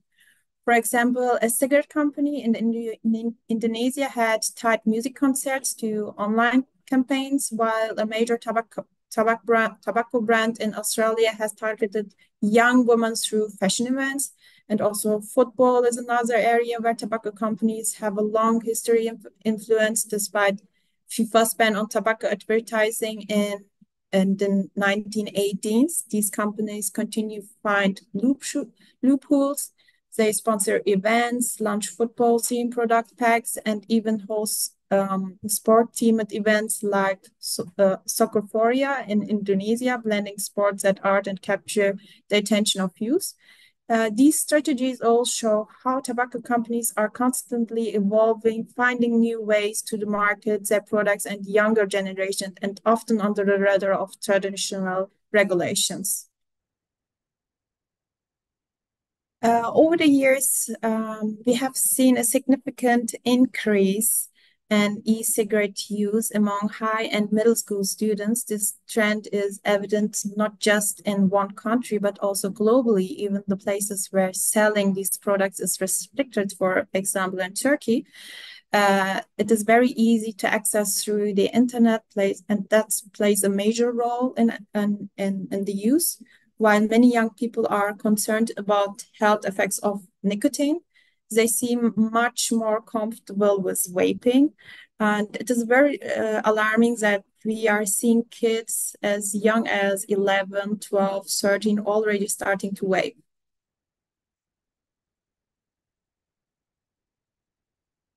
A series of studies highlighted the powerful influence of e-cigarettes advertising on youth perception. For example, in 2019, research showed that young people frequently exposed to e-cigarette ads on social media were more likely to see vaping as cool, harmless, and even a symbol of independence.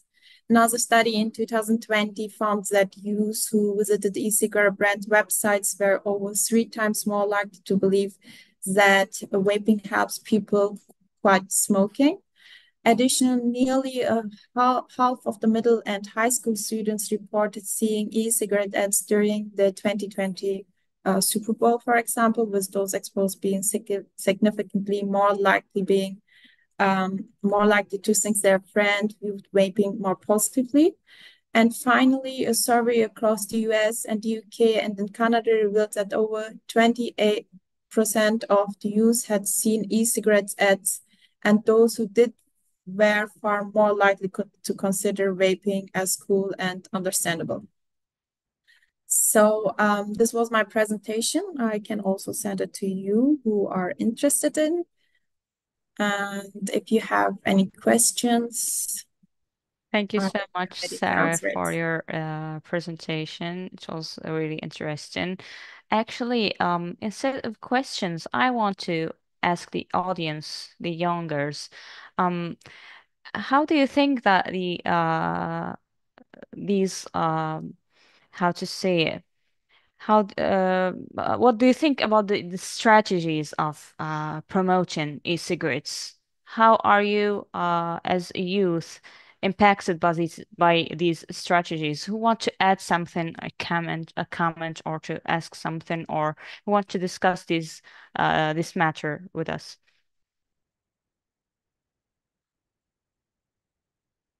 Anyone? I see hands here. Mariam Adiko, do you hear me?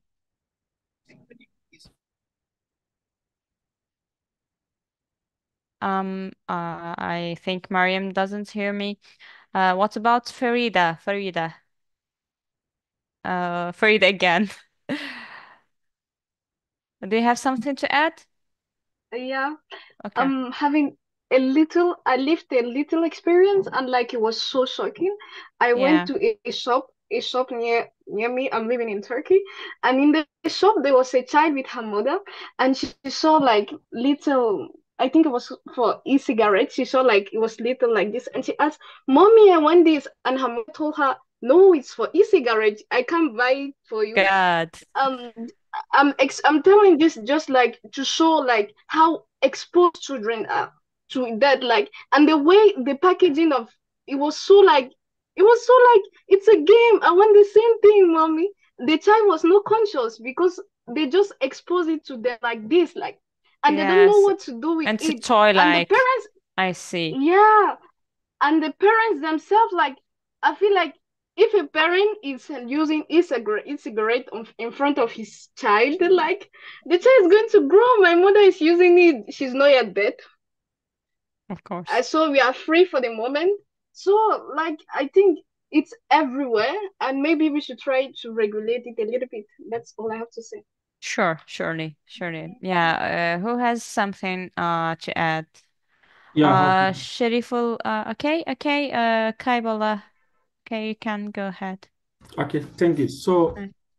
well, when it comes to the promotion of e-cigarette, I Mm-hmm. do believe that the promotion of e-cigarette, it has outweighed the promotion when it comes to the effects of e-cigarettes. So what am I trying to say?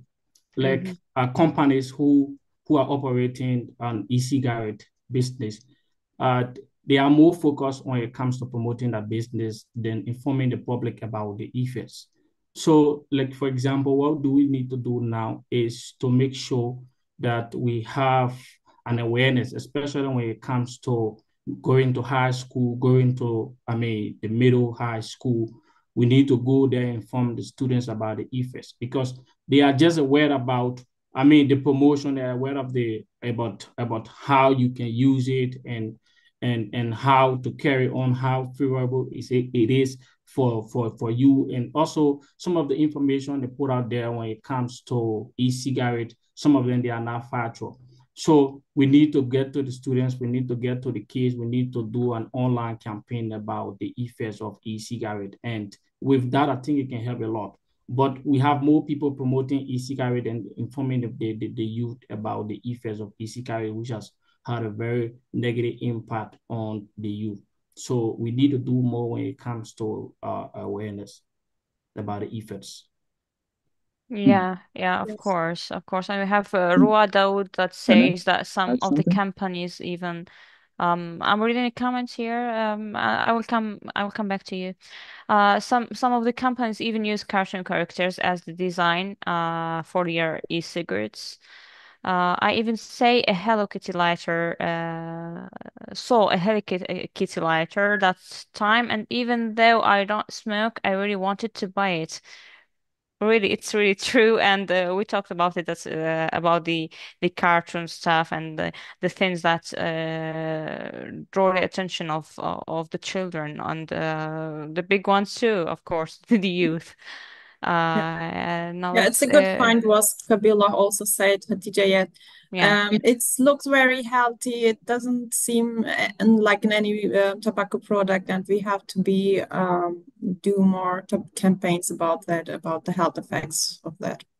Yeah, of course. And as you said in your presentations, these celebrities using it and promoting it as a healthy substitute or something that can replace cigarettes, and in the same time you can do your gym and be healthy and use e-cigarettes, and that's really cruel, I think. So let's go to Bernardo. Bernardo, do you have something to say, or did you Yes. did you did you You speak there? or not yet?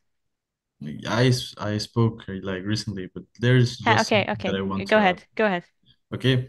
Yeah, first of all, thank you, Sarah, for your speech. I would love to say that for me, like actually, I come from Ecuador. That is a pretty different way to see this stuff of e-cigarettes and like that.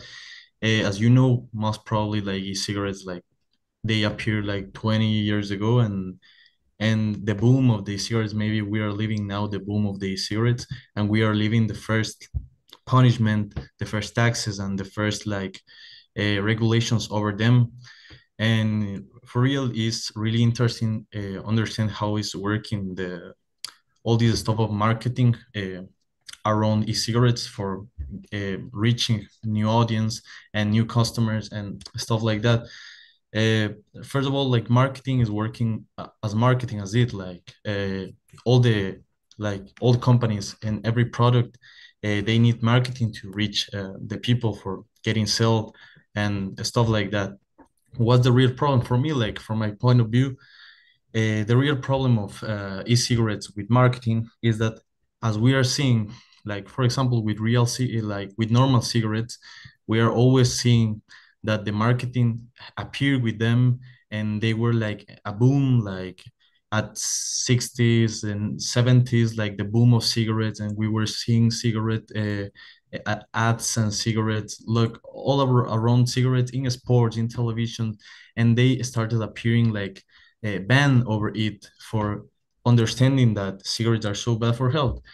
At the same way, we are seeing it now that they are starting punishing or putting ban over all these products, e-cigarette products. And what happened? Like, what's the big difference between the normal cigarette ads and the e-cigarette ads is that we are seeing that as Farida said, and as again someone said something like close to that, we are looking that they are using marketing to go through the colorful packaging, the friendly packaging, the flavors, the all this good stuff. They are going through them for reaching young people. And the problem is that most of the underage people, like under 18, they are looking these products and they are relating in their head, they are relating all these colorful products with the things that they are looking normal for them, like their cartoons, the products for child, the food, the cornflakes and stuff like that. Like everything looks so friendly that for them it starts being something common, and they got attracted. It started looking attractive for them. So for me, like the real problem is not about using marketing for selling the product. Like marketing is for everyone and for every product, but for me the real problem is that they are misunderstanding or creating a gap or a misunderstanding over this marketing, and they are making look these products friendly for young people and underage people. So it's pretty bad, I think. And I think the real we should not start thinking about taxes over the products or ban over the products. I would love to think that the real change starts like changing and making the product look at what is the product. Like, is a nicotine product, is a product like dangerous product, they should have big warnings. Because as Sarah said, and in the presentation I saw, like we are looking the packaging, there's no readable ads, no readable stuff that we are not seeing that is dangerous. So I think like for real, the first things that we should change in the packaging, because if we ban it, they will keep selling it. As the first speaker said, like we are seeing that is increasing the illegal market. So it's gonna be sold. It's obviously that's gonna be sold. But if we change the packaging, is better for like stopping this increasement of the public, young people or underage, that is worst, underage public that is looking this and this, they are thinking that is something more friendly, is like a smoking, but it's not like cigarette, because cigarette is tobacco, and they are not relating the danger between like both. between nicotine. They are thinking that is something that is just flavor and is not bad for health and stuff like that. Just I want to say that, and thank you so much for letting me speak. Yeah, thank you so much. But a little question. You just mentioned they were punishing the banning of these products. What did you mean by that? No. I was like trying to say that, for example, I will speak like from my point of view and from what is the situation in my country. Like I am living now in Turkey, but I Yeah. came from Ecuador. So in Ecuador, you start seeing, for example, there is a law, and first of all, this law was for cigarettes, was the 300% of taxes over the cigarette, and when the boom of vapes start, they changed the law, and the law now says that is all the products that contain nicotine. Yes, but what happened with this? Like, obviously, that the ban is like for the resellers is a terrible ban, but you start seeing that over these taxes ban or something like that, start like increasing the level of illegal market.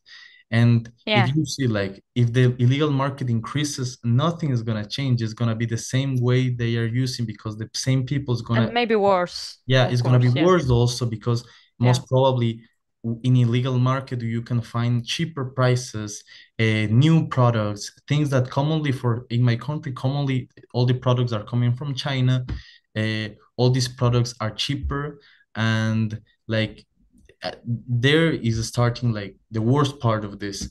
So what I think that is better now for stopping this, like as the same way they started like banning the cigarette stuff and the cigarette ads and stuff like that, is making a change, first of all in the packaging, in the Yeah. ads, in social media, and making understood the people that is not a friendly product. It's like it's dangerous for people, and it's dangerous for the body, and it's dangerous for your lungs, and it's dangerous. And we should like make young people understand that over this colorful packaging, over these flavors, and over that is tasty, is like sweet taste and mint taste, stuff like that. Over that, nicotine is like, and nicotine and all the chemicals that are inside vape are pretty bad for your health, and a part of your health, all the contamination that products, all the bad stuff that is happening, and all that corruption that maybe is happening in customs for illegal market and stuff like that. We Yeah. should first understand that, and then we can say that like the real product, the real solution is like banning the product. This first solution is in like forums like that, forum as it, and talking about it, and making young people and making all the youth understand like the real product problem is Okay. in every one of us of consuming the product, thinking that is something friendly, because it's not as it. Yeah, it has nothing about it that is cute or something to brag about. It's okay. Thank you so much Yeah, for your Khadija, can I quickly comment about what he said? If it is really a brief or short comment, please go ahead. We are running out of time. Yeah. Yeah, so I think he's taking a more liberal approach to matters of public health risk. Like, we shouldn't forget that vape is, because it has nicotine, it's also one of the most addictive stuffs out there. So, the longer we go on with the discussion without actually confronting the problem head on, the longer we have a population of people, a population of young people who are addicted to a dangerous product, and it will be really, really hard to win them off it by the time we actually ban it. Because there's also the concept of withdrawal symptoms, like people who are addicted to stuff, like if you just take it off all of a sudden, like they're going to experience withdrawal symptoms. So I think when we're dealing with this kind of stuff, it's better to be, how do I say this, to be more on the social democratic part of the IO than the liberal part of the IO. Because, like, Yeah, as I everything said has to be earlier, done step by step, of course. Yeah, as I Uh, said earlier, like it is a matter of public health importance, yeah, just like COVID. Like, if we give everyone the choice to what's it called? If you give everyone the choice to, like, you can either take the vaccine or not, like you're yeah, putting the life of everyone at risk. You're putting the life of everyone around you at risk. And there has been a lot of regulation concerning cigarettes and cigarette related products, but I still see in Marmarai, like people are smoking electric cigarettes close to yeah. We me, should blowing try it in my face. harder, of course. Thank you so much, Mahmoud. Now, before just taking a brief break, let us take a picture. Okay? Is everyone okay with this? Let's just open our cameras to so that we can take the picture.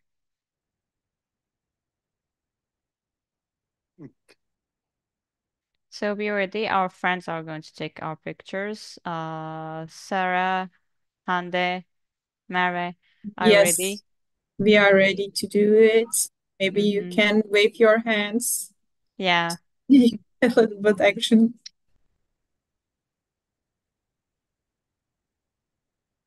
It will take time because we have too many participants. Mm-hmm. Oops.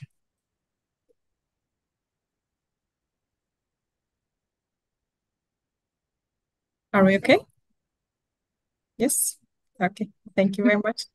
Thank you so Maybe I could much. have Yeah. 5 minutes for a break. Will it be Yeah, enough? yeah. Now we'll have a 5 minute break before we proceed to our next speaker. Okay. Thank you so much. See you in 5 minutes. Yeah. Okay.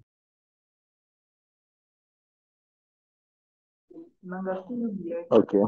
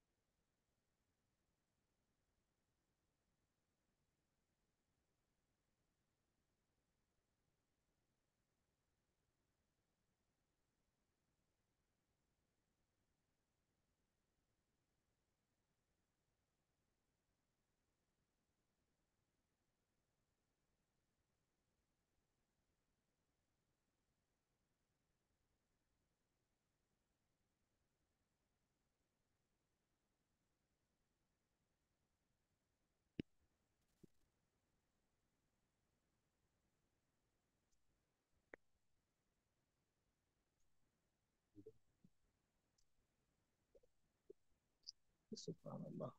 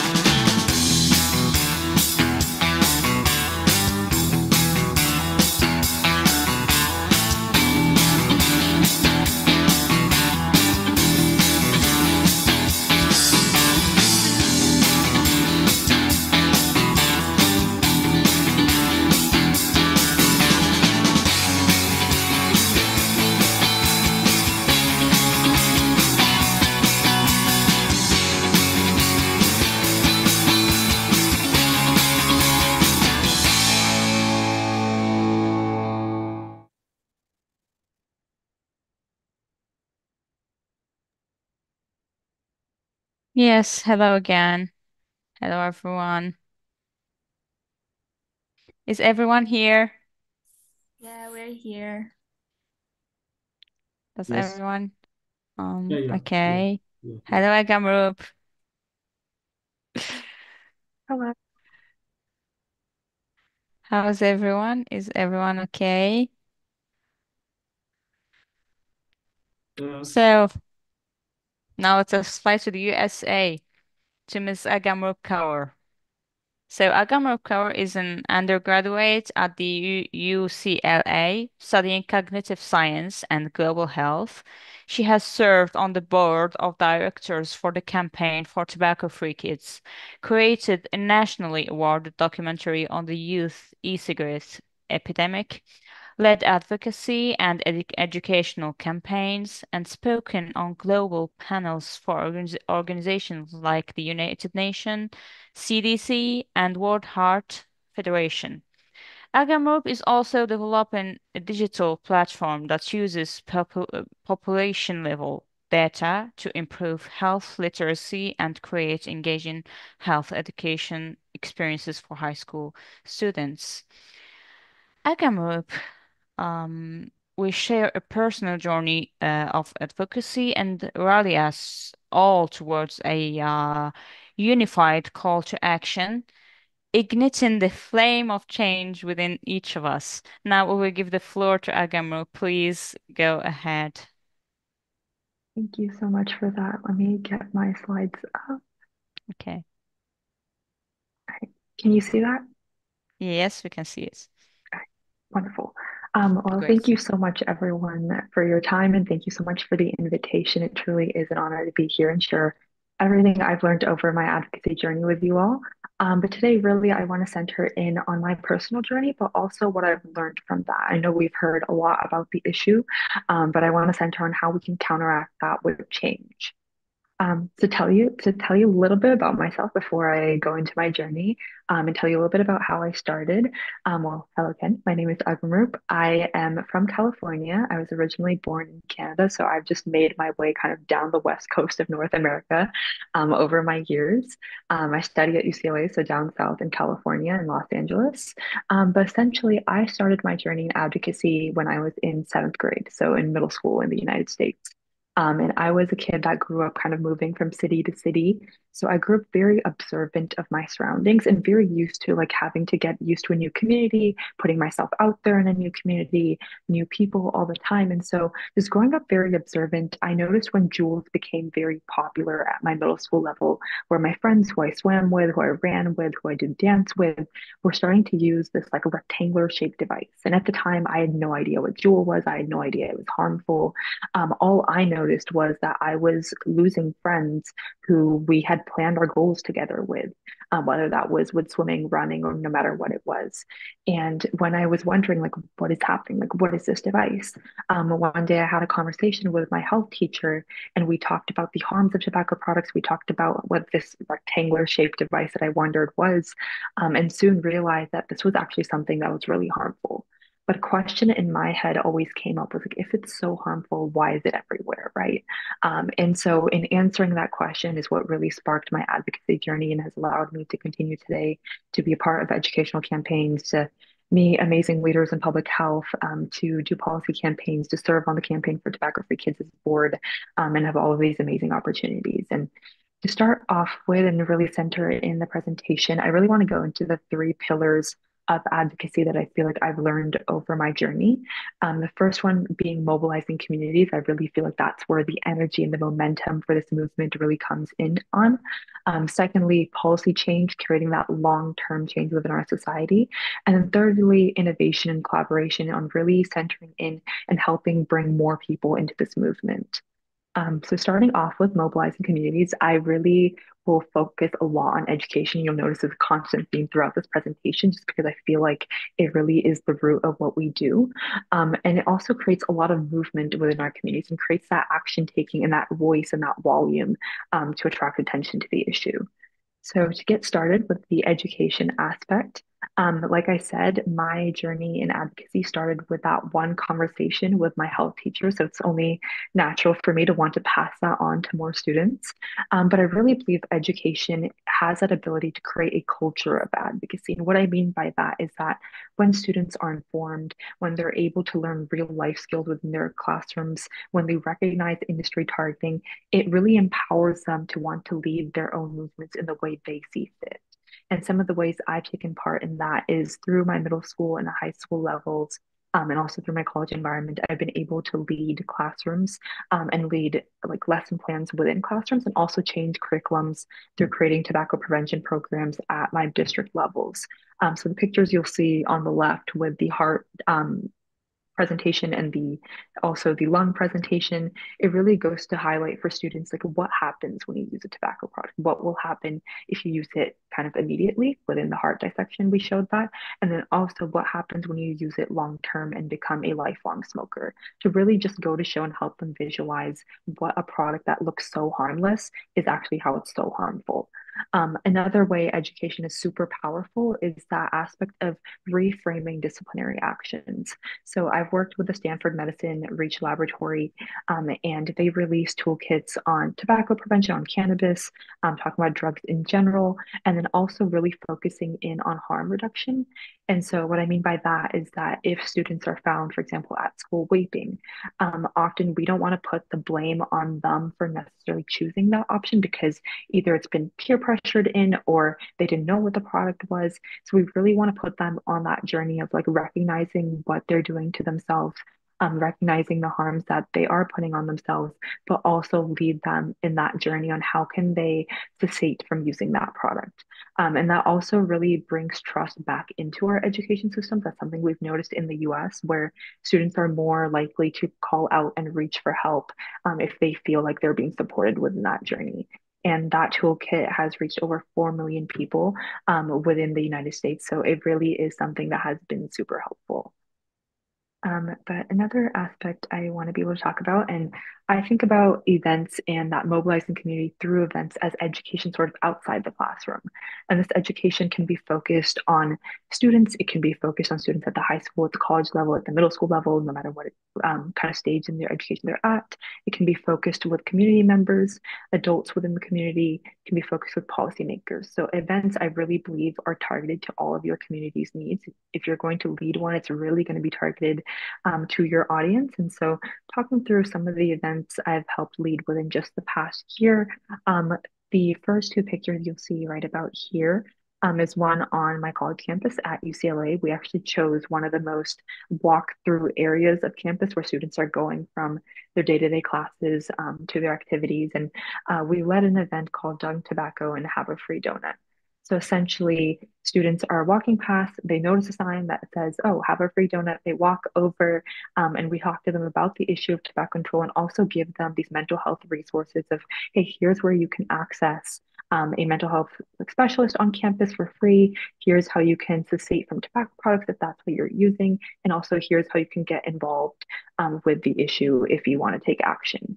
And we're also here to support. And that was also part of the National Day of Action that TFK leads every single year, where students and advocates across the US are taking events and doing them within their own communities and also sharing on social media. So it really creates that empowerment kind of across the nation.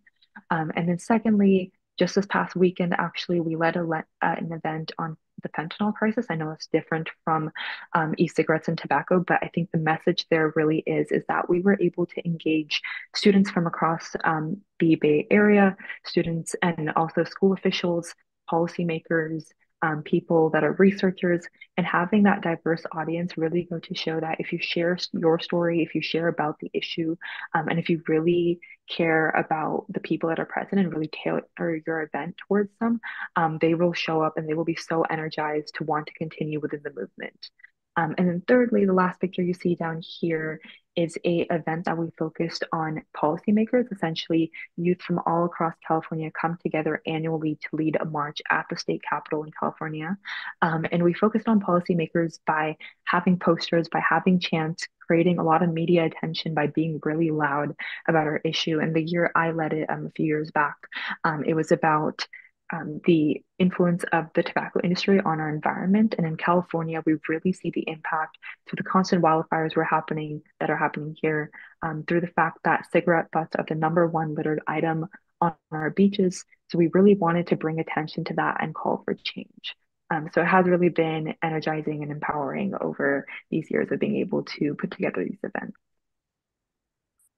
Going into the next kind of pillar of my advocacy, I feel like has been policy change. And it's really about creating that long-term impact through changing policies that I think makes the biggest change within our society. And so the way I think the best way moving forward with policy advocacy really starts by being loud and really starts by communicating. This can be done through sort of those events that I talked about, but it can also be done by sharing your story, because that really is the most powerful mechanism that I've noticed when I talk to policymakers, because it kind of gives them that, okay, like we have these statistics, but what do these statistics actually look like? Is it actually happening? Are people noticing this? And when you tell them that, hey, it's not just me, it's also my friends. It's also these nonprofits that I've been able to put together and lead a coalition on.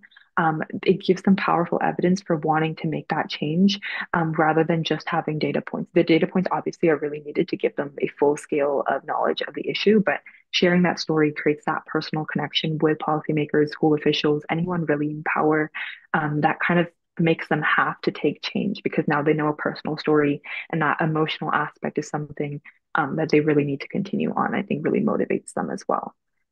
But talking a little bit about the specific policies that I've been able to work on, I know a lot of other countries are a lot more forward with these policies. It has been a harder time within the US to get some of these passed. But what we've been able to do in California, and I think California is one of the most forward states on policymaking within the United States. We have worked on the ending the sale of flavored tobacco products within the last few years, and it really has been an upward battle, to say the least, where in 2019, we started working on just legislating the bill, getting it into some of the lower levels of our state government. And from there, we eventually were able to pass it through the levels of government, where in 2020, we were able to get our Governor Newsom, to sign off on the bill and get it into law. However, soon after that happened in 2020, kind of 2 days later, the industry sued and was able to stop the bill from being put into action, and stopped it for 2 years, where it had to be voted on again, this time by the general public in 2022, to determine if it would again be put into law or not. And obviously, that 2 years is a really long time. It leaves a window for so many youth to be getting addicted on these e-cigarettes, especially when we know about 96% of youth start with a flavored e-cigarette. So this was a really needed policy for us. And so what we did in the meantime is we worked on the local levels. So in California, we have not only the state government, but local city governments. And we were able to go from city to city to pass this specific policy, ending the sale of flavored tobacco products, but also working on tailoring that policy further for a specific community. So if they wanted to increase the prices of tobacco products, or if they wanted to decrease the amount of people that are able to sell within their community, we also added those extra legislation points within the policy, and we're able to pass that in over 140 cities within the state of California. And I would want to mention that a lot of these are either youth-led initiatives or youth-advised initiatives. So it really goes to show the power of the youth voice within policymaking. But to get you back catched up on the bill in 2022, the statewide bill, we were eventually able to pass that as well with the public's vote. And now in 2024, we've gone back to kind of add in those key enforcement policies as well to just bolster those previous efforts that we've had. So again, just mentioning that it is sometimes a really long and windy road, but it is really worth it in creating that change. And the third pillar, I believe, of my advocacy is really centered on innovation and collaboration. And like I said earlier, it really keeps the movement fresh with new ideas. And also, it really allows the advocates within that movement to center their creativity on the way it speaks to them best. And so, for me, my messaging and communication part of the advocacy, while I feel like it's gone kind of throughout, I'd say one of the biggest parts was creating a documentary. So within my junior year of high school, so about 4 years ago, I created a documentary centering on big tobacco and the bigger epidemic that they create. And so essentially the documentary talked about the need for a national plan, because this was also happening during the COVID pandemic. And so I really wanted to kind of break the barriers that existed with us being within our homes and not necessarily having that ability to lead events, but wanting to communicate still with my policymakers.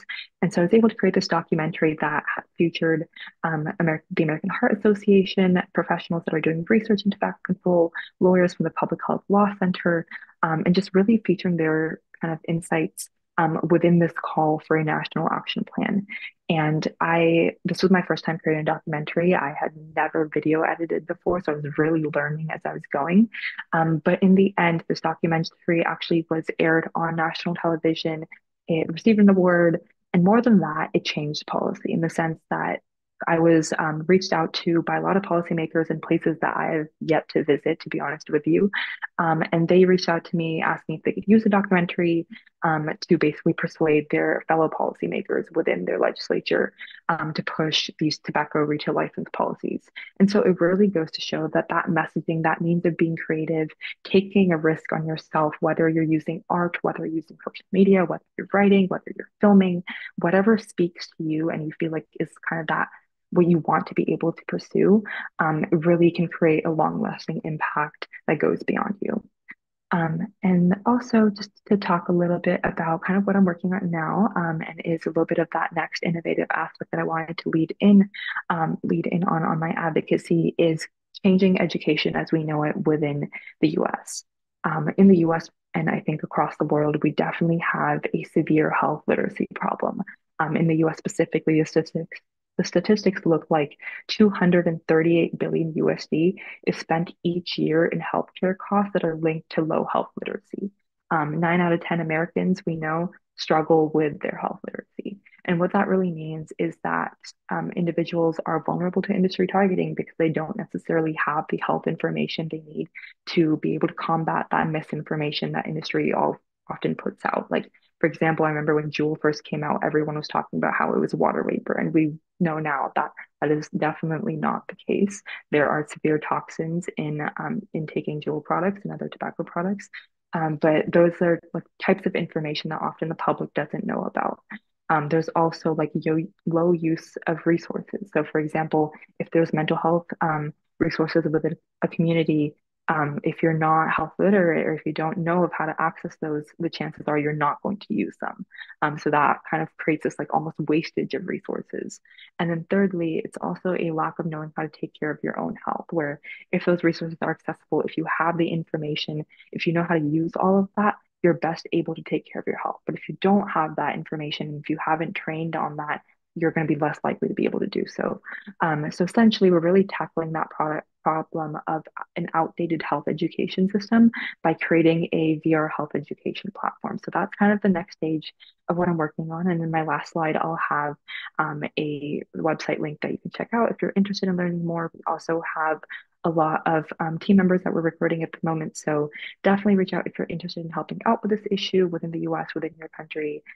Definitely always looking for collaborative opportunities. But with that, I just want to end on this note that I hope kind of my presentation is able to give you that momentum to keep going forward, because something that I've learned on, and I'm often told, even though that I started really young, I started when I was 11 or 12 years old within the advocacy movement. People and adults often like to say that, oh, like wait till you're older, like wait till you know more, wait till you've had this educational experience.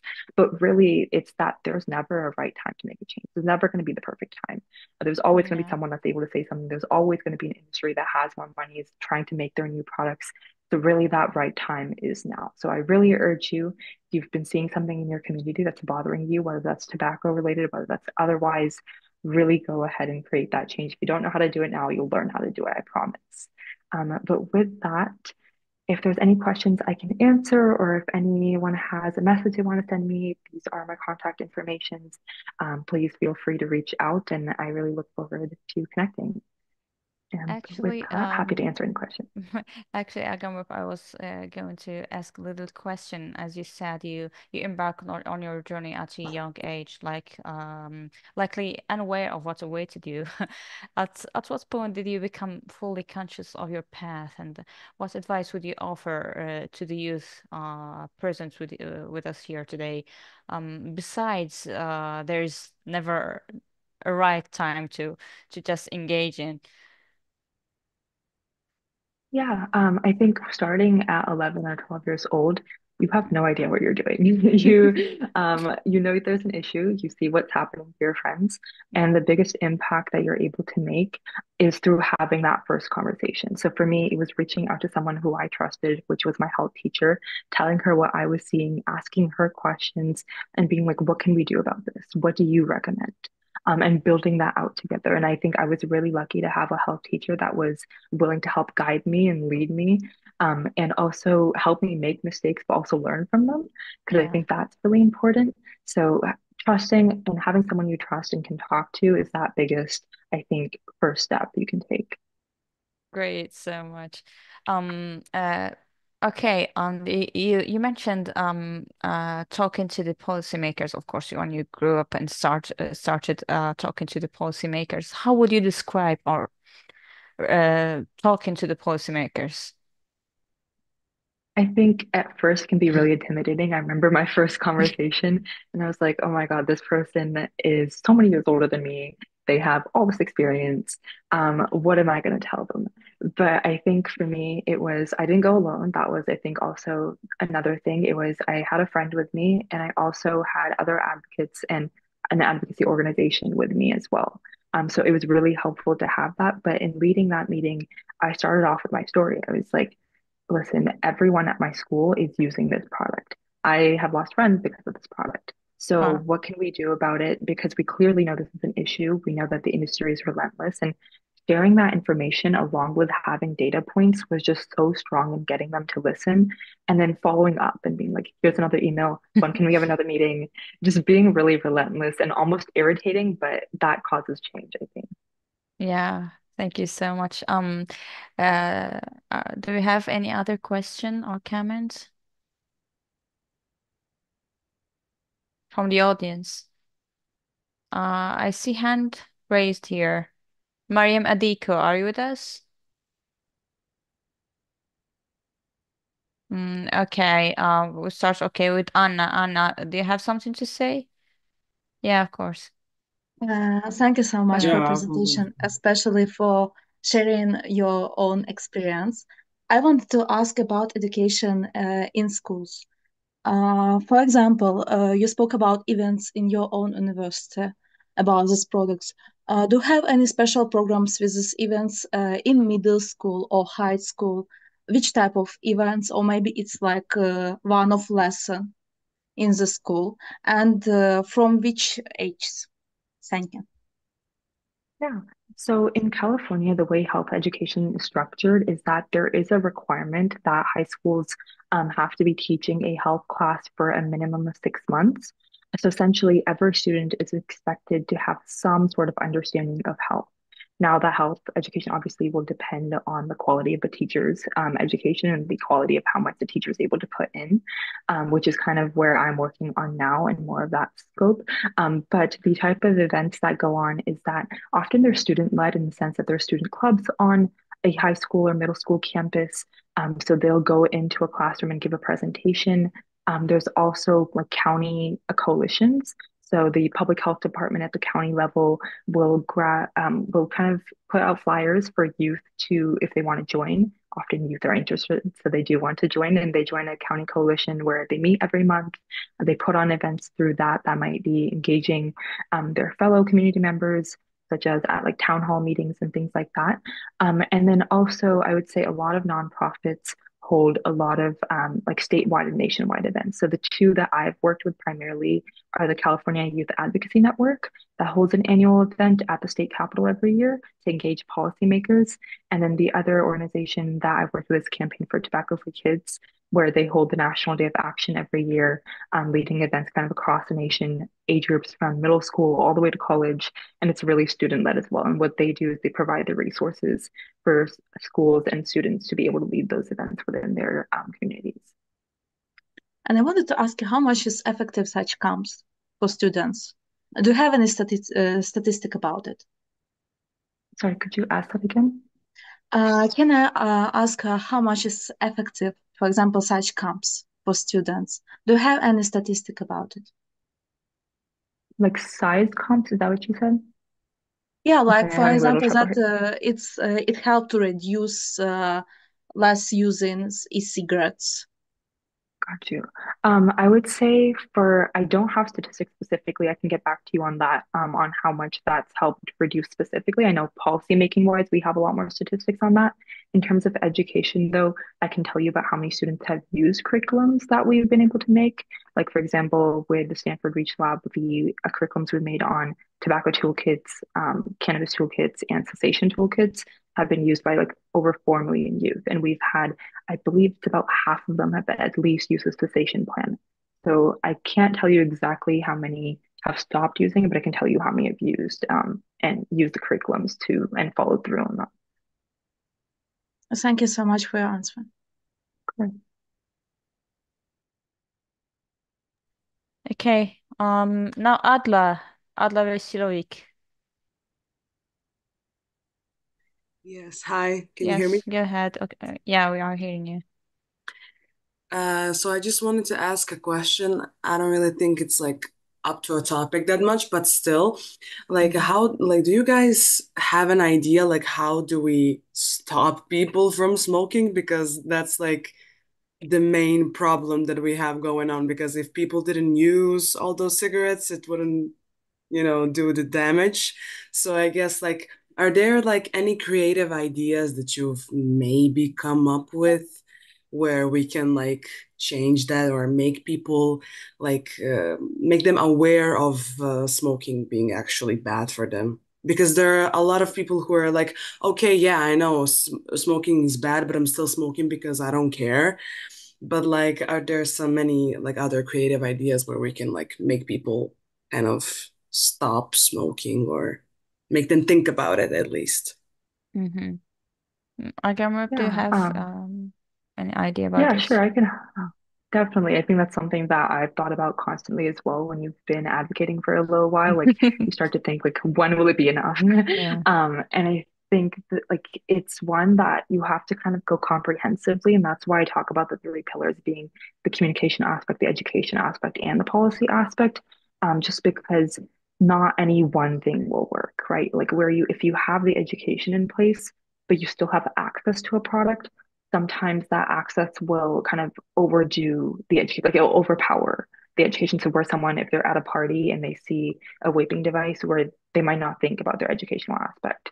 Whereas if you limit the policy and you only have education, like that might not work either, right? So essentially coming at it on all spectrums is the most effective. But I think in terms of getting youth to just have that psychological perspective of if they're seeing a vaping device, you want them to immediately think like you. Like that needs to be kind of the word that's associated with vaping or smoking, right? And the only way to really do that is to create a culture around that. So whether that means a lot of social media content, changing the way Hollywood presents using all these drugs and things. Like kind of that scope, I think, has been the most effective. And also not just that, but also offering the resources to stop, I think, is on both sides of the spectrum. That's just what I've learned over my 7 years. I hope that answered the question. Yeah, that was nice to hear because there's also like in the Balkans especially like we still like there are like youth who use vapes, but still there are people who still use like normal cigarettes, however you call them. And like the people who use those like let's quote unquote normal cigarettes, they're like, ew, who wakes up? Like I saw this a TikTok actually where a person said like, who wakes up and says like, vape, and all of that. So like it's the culture that actually is going back and forth, I guess. But yeah, that was a really nice answer. Thank you. Yeah, okay. Agamov, I have another question from Khadija Kubrahidi here in the chat box. She says, what are the most effective ways to engage policymakers and stakeholders in supporting e-cigarettes regulations? Yep. I think the biggest thing I would say is having a coalition when you go to a policymaker. Because if it's just you, it might not always be as effective because they might just think it's one person. But if you come with a group of friends, you come with a nonprofit, and there's also, I would say, if you reach out to someone like the Campaign for Tobacco Free Kids, there's always someone to support you to help you lead that e-cigarette regulation or whatever you might be seeking. I mean, I'm sure there's also nonprofits in your area that are able to help, but that is one that I think works globally. And coming with someone that has that professional backing is also really effective in leading those steps. And if you're taking like your first action in leading the e-cigarette regulation to someone that can help you guide through that as well. And then I would say, secondly, being relentless with your story. Kind of what worked really well for me was, yes, having those conversations with those policymakers in like meetings that we set up, but also utilizing media. So the documentary was really helpful in that, but also in like publishing in my newspaper, having like just local attention garnered around an issue, especially during election times, I think is just extremely helpful in creating that like push for a policymaker to focus on the specific legislation. Yeah, okay. We have another comment here. Ala Ermayed says, in my country, teenagers are highly affected by social media influencers as e-cigarettes companies involve them in their advertisements. Do you think that cooperation with those influencers will really help us to affect the young and make way to somehow reduce the use of e-cigarettes? Yeah, I can actually point to the Truth Initiative that is also based out of Washington, D.C., and they lead a lot of media campaigns with influencers. And so influencers that have been in like newly released movies within like Netflix, and essentially putting out that message that, hey, vaping isn't cool. Hey, e-cigarettes aren't cool. Instead, what's cooler is taking care of yourself, your mental health, your physical health, your friends, and things like that. So essentially, I would say it is really effective because it also gives youth that confidence to be like, hey, like my favorite movie star or someone I watch on a regular is Yeah. like has the same opinion as me. So I think it really is truly effective. Yeah. Thank you so much, Agamrup. And guys, now we have to move to the other speaker. Thank you so much for participating. Now shall we go to Miss Esma here in Turkey.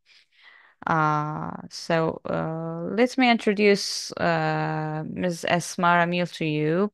After master's degree in translation, Esma worked as a translator and editor with different national and international institutions before moving to academia, working as a university lecturer, teaching translation and academic writing and medical English.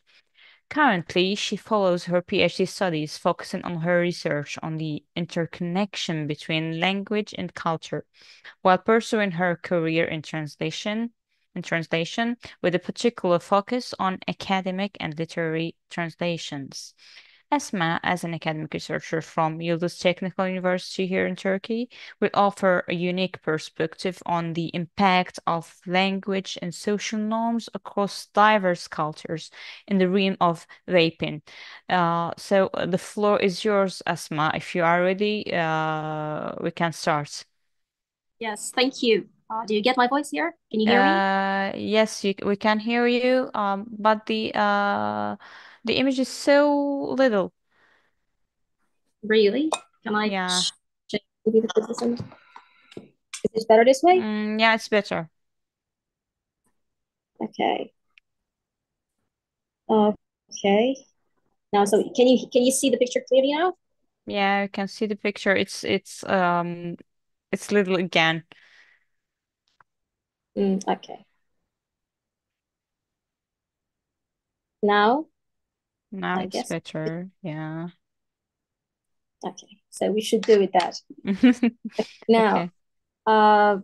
thank you for having me. My presentation would be a little bit different from the other presentations in that it does not concentrate on the health issues or the particularly marketing issues or the policy making issues. It will concentrate on the cultural perspective, on seeing vaping from a cultural and linguistic perspective. So the most important part for all the advocates who are interested in combating vaping as a social and cultural phenomena. The mission is not to see it simply, as I said, as a health issue, but most importantly, to effectively see it as a powerful subculture that has its own language, its own social forms, and its own practices. We are going to see that vaping, or with a simple furtive look at the global market, you can see that vaping has evolved into more than just a habit. It has become a cultural phenomenon, a lifestyle adopted by many younger people and not so much young people. The objective of this presentation is to explore how vaping has developed into this subculture and how language and social norms play a role in its spread, and most importantly, how we, or mostly the younger people here, the young advocates, can use cultural and linguistic awareness to strengthen their advocacy efforts. So why is this important, you might ask? It is important because effective advocacy is not and can never be a one-size-fits-all. To truly make an impact with your advocacy efforts, you have to understand the cultural contexts in which vaping thrives. That is, the language that reinforces the appeal of vaping and the social norms that sustain the use of vaping products. So I hope by the end of this session to provide you with some tools and insights that you might need to better understand the cultural and linguistic dynamics at play, so that we, all of us, can more effectively engage with young people and create impactful and culturally sensitive campaigns that truly resonate with the target audiences, whether they be children, young adults, or even adults. So the most important part here my presentation will have three major parts. The first, I will discuss the subculture of vaping, how vaping can be seen as a subculture. The second part would have to do with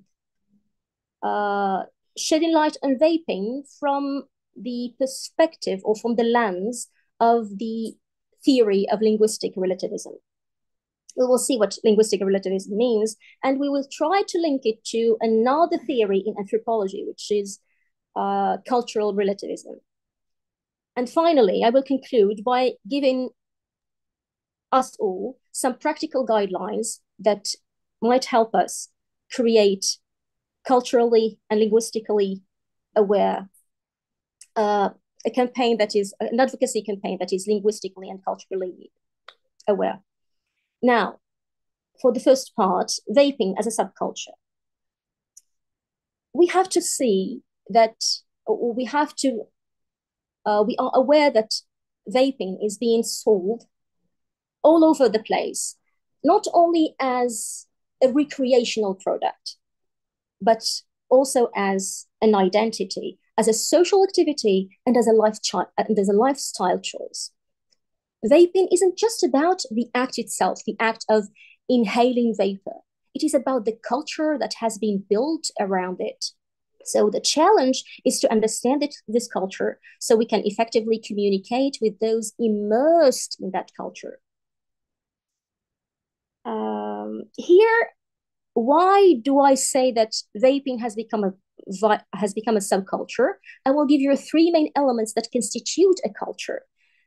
Just in brackets here, a culture is something that has to do with, as Geertz, the anthropologist, defines it, it is a web of meanings, or as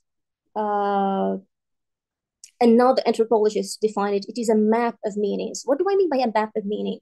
In plain language, it is all that has to do with the language you speak, the beliefs you have, the religion you follow, the customs you practice, the rituals you do in your cultural community. And here I have chosen to focus on four major points. The language of this subculture, I'm calling it as an exceptionally, if you will, as a social act. The second part is the social activity that happens within this subculture. The third part will be the social media influence, and I will conclude by the targeted marketing techniques followed and practiced in this culture. So as a social act, vaping has created, or the vaping community has created for itself a whole new terminology, a whole new vocabulary. A social act, as I said, a social act, if you will, that is unique to it. Words, phrases, for example, like cloud chasing, nixic, and vape tricks are more than just slang. They actually, these expressions and these words, they reflect the values and practices of this community. And we will shed more light on this particular point when we go to the third section about linguistic relativism. Now, I move to the second point, which is the social activity, vaping as a social activity. As I said before, vaping is not just about the act of inhaling vapor or the act of vaping itself. It is deeply rooted in social interactions. What do I mean by that? Young people, in particular, are drawn to vaping as a way to connect with their peers, as a way of being among a community. So, for example, the practices of sharing devices, participating in debating about flavor preferences, even competing in vape trick contests, have become rituals that bond users, I mean vapers here, and establish social personal choice. As I said, as you can see on the screen, vaping has become a ticket to belonging, social and cultural belonging. It gives the person a certain feeling of security because they belong to a certain community. Now, we have seen it as a language, now as a social practice or social activity. Now we will see those two things as worked through the influence of social media. The impact of social media actually on vaping cannot be overstated. Platforms like Instagram, TikTok, or to a lesser degree, YouTube too, they have or they are awash with with vaping content that is not directly advertisement, that are not directly advertisements. You can see, for example, elaborate trick contests in vaping. You can also see detailed product reviews. But the most important part, why I have chosen to add or to include social media in this point, is that the line between user-generated content and covert marketing, that is indirect marketing, is often blurred. What do I mean? You cannot make, or the viewer, particularly the younger ones, the teenagers, they cannot make the difference between where do the personal content stop and where does the marketing, the advertising start. And this indirectly amplify the allure of vaping to the audiences, the targeted audiences. Now we move to the fourth point, the targeted marketing. And I guess here that marketing is perhaps the most insidious aspect of vaping culture. I will give here maybe two examples. So when it comes, for instance, when it comes to women, we see, I will give you here, we see sleek, feminine designs and flavors being marketed as lifestyle accessories, which makes them, which give us the impression that vaping is presented not as a health risk, not even as a recreational product, but as a fashion statement. So if you vape, you are fashionable, you are stylish. And I can give you here examples. Can you see, do you think this is a vaping marketing campaign? These pictures are really advertisements of vaping products. You most probably would think this is really has to do with cosmetics. It has nothing to do with that. The first time when I saw it, I thought, this is really very feminine. They are targeting a certain type of women, a certain type of girls. And even those who would find smoking as unstylish, they are making them like it because they are presenting it in a way that is so effective, so touching, that it allures, so alluring that it really incites the girls to go give it a try. This is another example here, even for those who really like to be fashionable, have its own bag, its own accessories. You can have whatever you like. And here for the very vintage, stylish ladies, we have our own products too. Also for men and for the tech savvy who really like it to be modern. Again, here for the ladies. And here, when I saw this, that was a revelation moment. Actually, when I saw this, I remember a novel by the French novelist Jean Telet, the novel of Le Magasin des Suicides, Suicide Shop. This novel is about a dystopic world where almost everybody is depressed. So much so that there is a shop that buys or that sells suicide equipment. And on Valentine's Day, that shop has a special offer. They have a poison they name Death for Two. So don't die alone. Choose your loved one to die with you with the same poison. The same here, the same thing here. Don't vape alone. Choose your partner to vape with you. So vape for couples, vaping for couples. Another thing here, Yes, and while moving from this one to this one, you see the great difference. Why did I put these pictures here? Because I want you to know that this technique in advertising, in marketing, is not new. It did not start with vaping. By the way, the word vape itself and vaping, vapors, it first appeared in around 1983, and the first vaping product was named Favor, and the slogan it accompanied that product, which was a short-lived product. It didn't live more than a year. They say, make yourself a favor or do yourself a favor. That favor is the vapor that the product produces. Here we see actually advertisements from the 1940s, 1930s, promoting stylish cigarettes for stylish women, cigarettes for men and women. Again, here for men and women. And here, this one, you can see cigarettes promoted for women in different states of mind. So when you are angry, when you are tired, when you have a cold, you can choose the right cigarette to smoke. So for a youth advocate to be effective in their campaigns, they need to understand the history of that. So what is happening today with vaping happened many decades before with cigarettes, but nobody really remembered those days. Here we even see the use of babies. In this one, I guess in this one in the 1940s, I guess, I'm not sure. But it is before 1950, yes. Mom, before you scold me, maybe you better light up a Marlboro.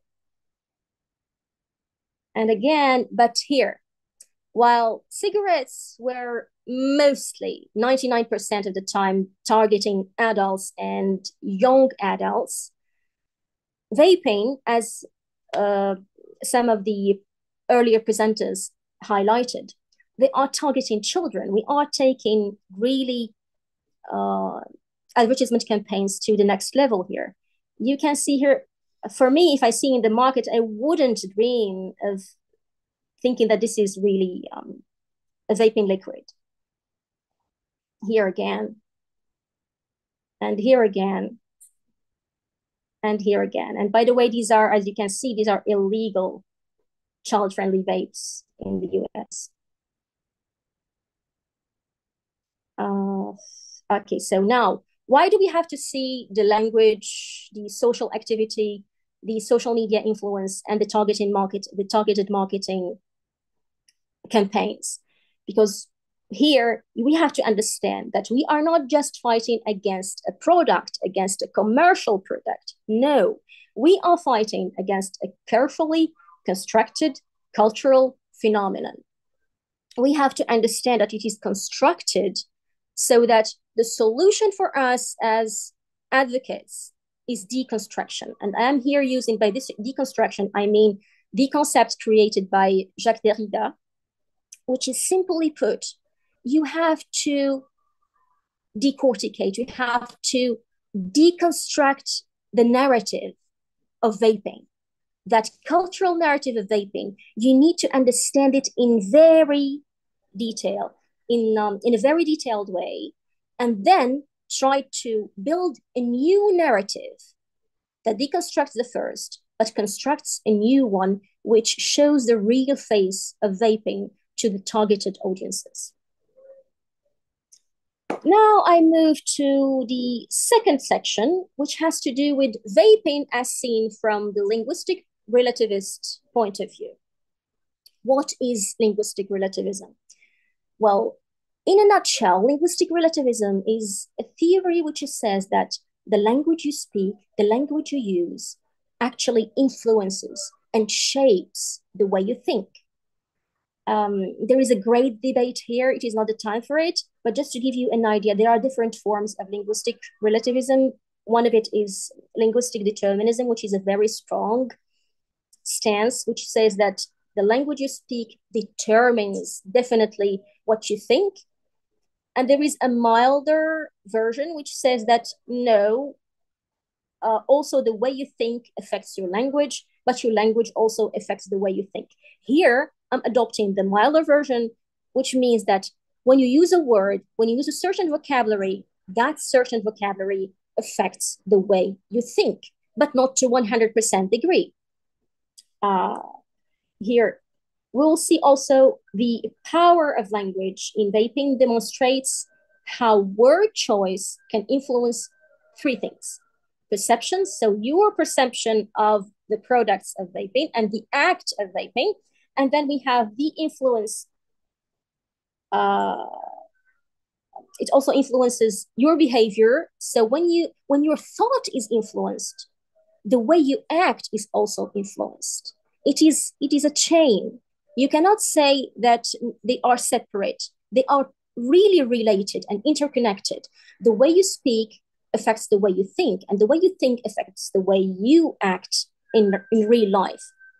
And then that behavior can also affect that, that language can also affect policies taken to regulate or to give free rein to vaping campaigns. Now, vaping terminology, what I called earlier, the social act. That social act or that vaping terminology includes three things, or actually four things. The first one is technical terms. We have very technical terms, and we have brand names, slang that is used on social media, on forums, online, among the teen and the young vapers. And we also culturally specific expressions. These culturally specific expressions are found also in the brand names and in the slang. After a short study I have conducted, I have noticed that I have conducted a study on English, French, Arabic, Turkish, and a little bit of German. I have noticed that English tends to be the trendsetter in vaping terminology. So most of the other languages, they either borrow words from English directly or they calque them. Calquing means to translate word for word, to give a literal translation of the English word and adopt it as a French or German or Turkish or an Arabic word. So in vaping terminology, often creating new words or repurposing existing ones. Now, we have a long list of words that are used in the vaping subculture. We have the word mod to mean the devices used for vaping, the atomizer, the dip tip, the tank, the pod, the dip, the dripping, cloud chasing, stealth vaping, many words here, like the throat hit, the effect of vapor on one's throat, all day vape, the choice of the e-liquid, whatever, the Nick salt, and we have also other expressions that are specifically cultural, like vapor's tongue, when the vapor loses the ability to taste food or whatever. We also have BTL and MTL, the ways of inhaling, the throat hit, we also see that. Now, why do we have to study this technical jargon? Why do we have to familiarize ourselves with this technical terminology? Because when we study these, you can see clearly that this choice is not arbitrary. There is a reason behind choosing these fancy technical words. The first is that these words create a hobby aspect. So they give you a feeling that it is not smoking, it is just a hobby that you can use, customize to your taste, temper with as you like. It also differentiates vaping, inhaling vapor, from smoking of traditional cigarettes. And this really removes a little bit the negative connotations of traditional smoking. It also implies safety through technology. So when, particularly the young these days, they see this, no, this is not just the traditional old-fashioned thing that causes cancer. No, this is a technologically advanced product that can really help you. Now, the other purpose this terminology serves is that it builds community. It gives that, as I said earlier, it is a ticket to belonging. It gives a social, cultural belonging so that those vapors feel a certain kind of social safety, that they can bond together and they can have other people who have many things in common with them. Okay, now another major important part about the linguistic relativity, as vaping as seen from a linguistic relativity point of view, is the marketing language. And the marketing language, believe me, is very, very, how shall I put it, a very unique one.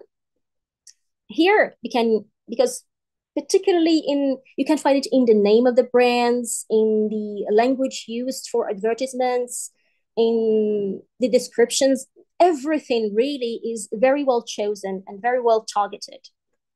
First here, use of appealing terms like e-juice, for example. You can e-juice, vape juice, or vape sauce, cloud sauce, instead of simply saying nicotine liquid or just a liquid. So the word of juice for a child or for a young adult or even for an adult programs you subconsciously to say that, oh, this is juice. Juice is safe. Juice is harmless. Juice is beautiful. Juice is tasty. So you are being indirectly programmed, subliminally programmed to like the product even before trying it.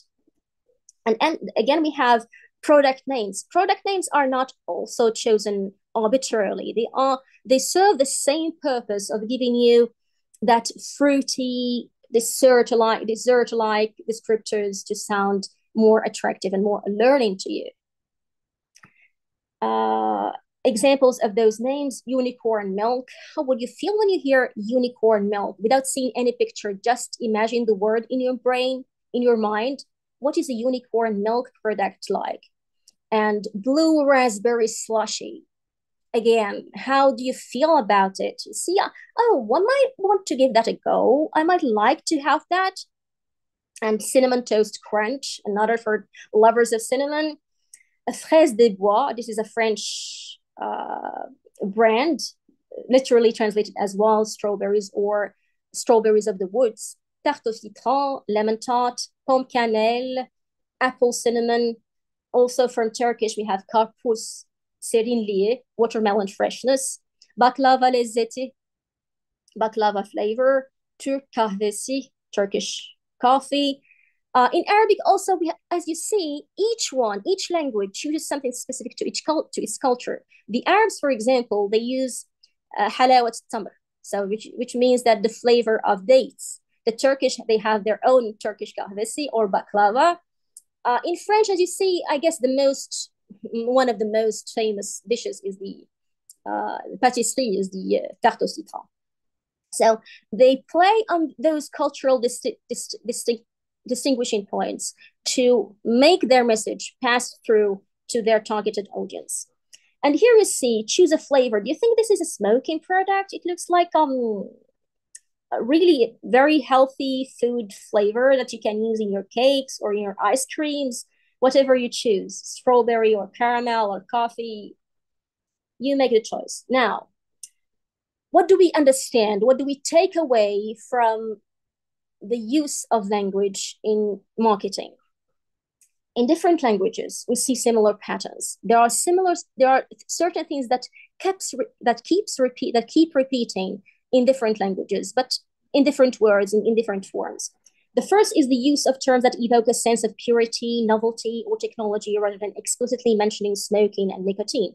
And we have product names that appeal to local tastes, as I explained, and cultural preferences. There is an emphasis on flavors associated with fruits and popular local foods. Also, there is the use of words that create positive associations like freshness, sweetness, coolness. So in your subconscious, you are already linking those products with these concepts. So when you see a vaping product, your brain already thinks of something that is cool and fresh and tasty and cool with the second sense of the word cool. Now, the most important thing here, as I said, it is the shaping of your perception, the shaping of how you think. Don't take language for granted, because language is not innocent. Language is not neutral. It is not a neutral medium of communication. It is a medium where power dynamics are really at play there. And with power dynamics here, I mean cultural power dynamics or religious power dynamics or political power dynamics. There are different types of power, and language is a real field where that power is exercised. And you should be careful as a youth advocate. You should be very careful about how way is used when you read a campaign, when you read an advertisement, or when you write one yourself. So choose your words carefully. So the technical and appealing terms may normalize vaping. So we see vaping as something normal, like eating fruit, like eating ice cream, and a harmless activity, a safer alternative. Now, the final part. What I want to give you, the fruit from all this, is that first thing, you should engage with the vocabulary and jargon of the vaping subculture.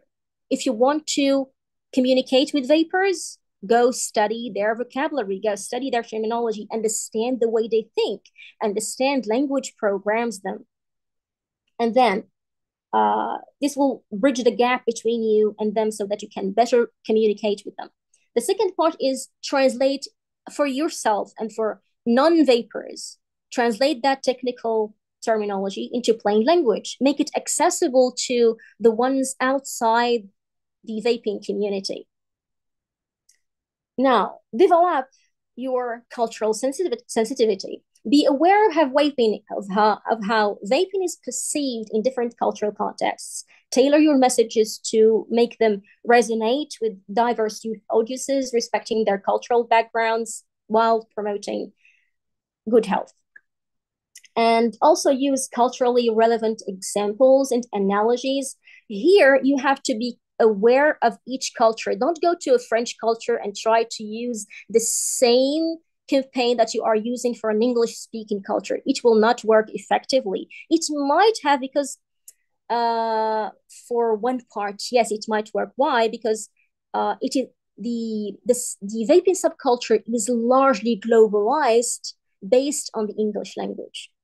In Arabic, in French, for example, vapoteuse, vapotage, these are taken from vapor, vaping, vapors, and literal translations in Arabic, for example, tadkhir, they are taken literally from English. So yes, there is a common universal global background, but still you have to be very careful, pay careful attention to the cultural differences. That's it. And finally, I will conclude with this point, set your boundaries. You have to set your boundaries because I give you here an example of an anthropologist, a Peruvian American anthropologist, Carlos Castaneda. Carlos Castaneda went to study an indigenous community, and he studied particularly the medicinal use of some drugs, of some plants they had. He ended up being a drug addict and being a member of that cult. So if you are an advocate who wants to really drive people away from vaping, pay careful attention not to fall in the snare of vaping yourself, not to start vaping yourself, because you have to educate yourself first before going to advocacy. And I guess that's it. Thank you so much for your attention.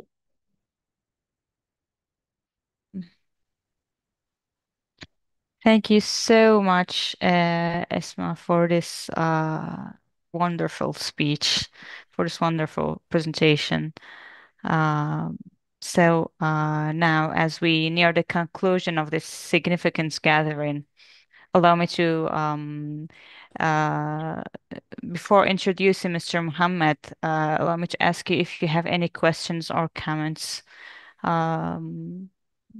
Do you have any questions, any raised hands? Okay, Omnia Abdel Zahir, please. Do you hear me, Omnia?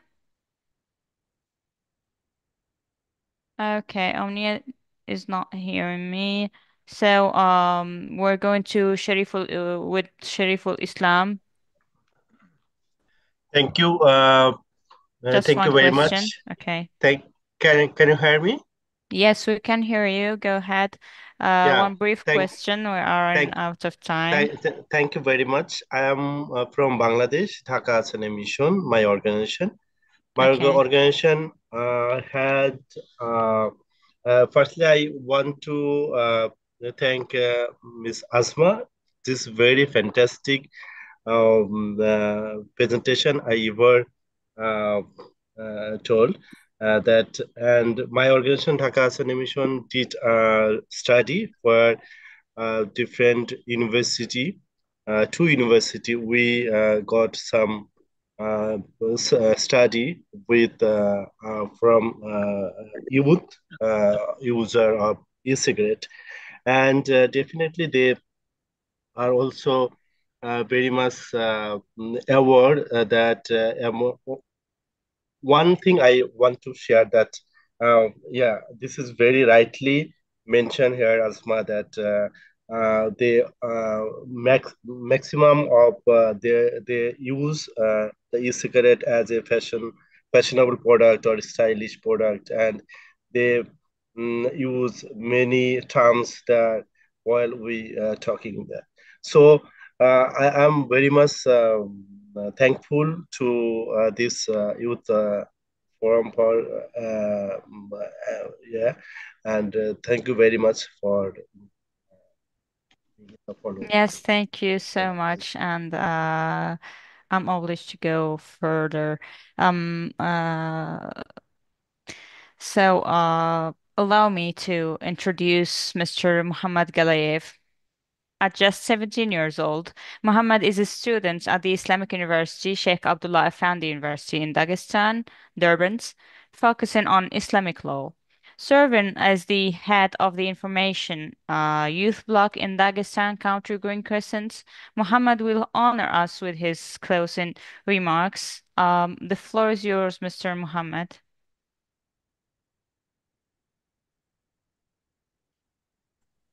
Hello, everyone. Yes, we can hear you, Mr. Muhammad. Go ahead. It's very nice Asma, can you to meet please you all. just take your share, stop your share, screen sharing. Yeah, thank you. Go ahead, Mr. Muhammad, please. Well, I would like to thank you for giving me the last word. To start with, shortly, I would like to notice that these sessions have a big and positive impact on youth and all the people in general. This problem, the problem of e-cigarettes and vaping products that was discussed today, is very relevant and urgent to this day. And unfortunately, as a youth representative myself, surrounded by youth and teens, I can like no other confirm that this trouble is only progressing. It exists and it only progressing because people do not really understand, do not really realize the harm and devastating consequences of it in their future. And undoubtedly, that ruins our society and leads it to degradation to the bottom. And therefore, these events are extremely important, in my opinion, and we have to hold them in bigger amounts and promote them. And I would like to tell you my story. In March 2024, I myself participated as a speaker in one of the sessions like this, and I would like to share with you my experience to engage more young people in this young audience and to inspire them for this. And the session I take part in, it was hosted by International Federation of Green Crescent that works for the protection and the protection of society Yeah. and particularly young people from diverse addictions. It unites 97 country Green Crescents under its umbrella, and 52 of them are the Vienna NGO committee members. The event I participated in was called The Power of Active Living, the Role of Sports in Mental Health and Preventing Addictions. It was about coping with different addictions such as drugs, alcohol, cigarettes, and other addictive substances through sport activities and about why you have less chances to get into to get into the stuff if you follow a healthy lifestyle.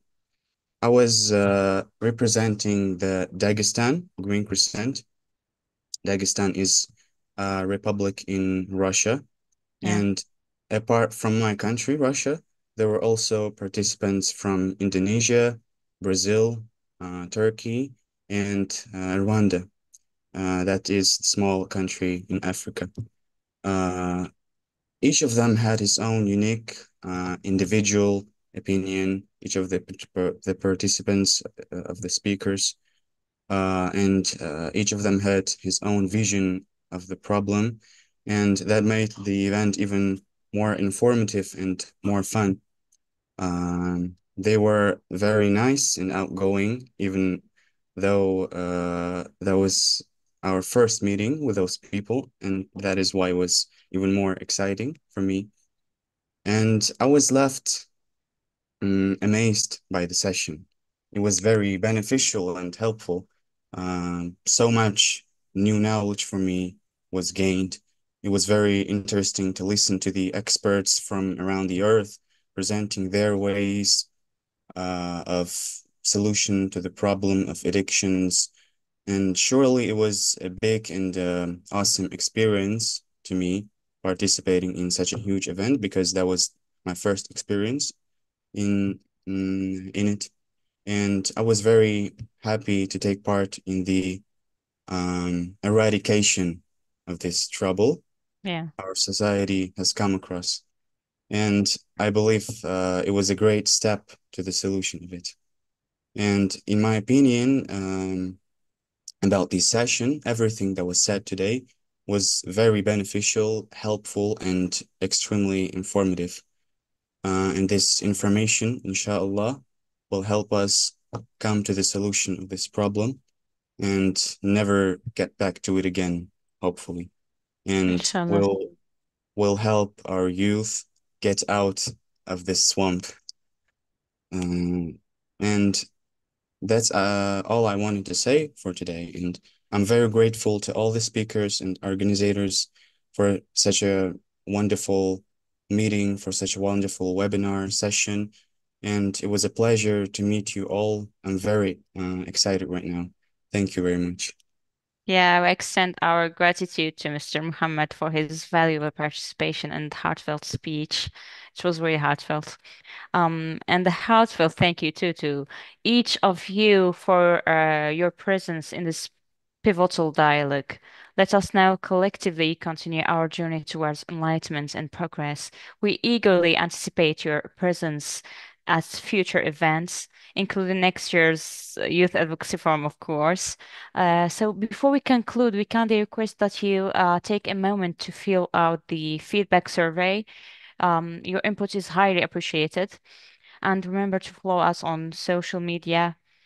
And I just shared our social media name at Ishil I 1920 across all platforms, and visit our website at the youthadvocacyforum.com for updates.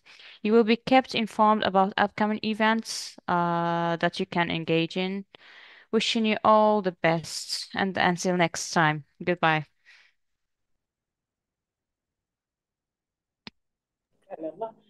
Goodbye. Thank you. Goodbye. Thank you too. Goodbye. Thank you for everything. Thank you. Yeah, Goodbye. let us fill the survey and see you in the next event. Thank you so much, everyone. It Yeah, have a was good day. yeah, have a good day too. Have a good day. Have a good day. Have a good day. Thank you very much. Thank Have a good you. day. Thank you for participating. Thank you so much, Ukraine. Okay. Good day.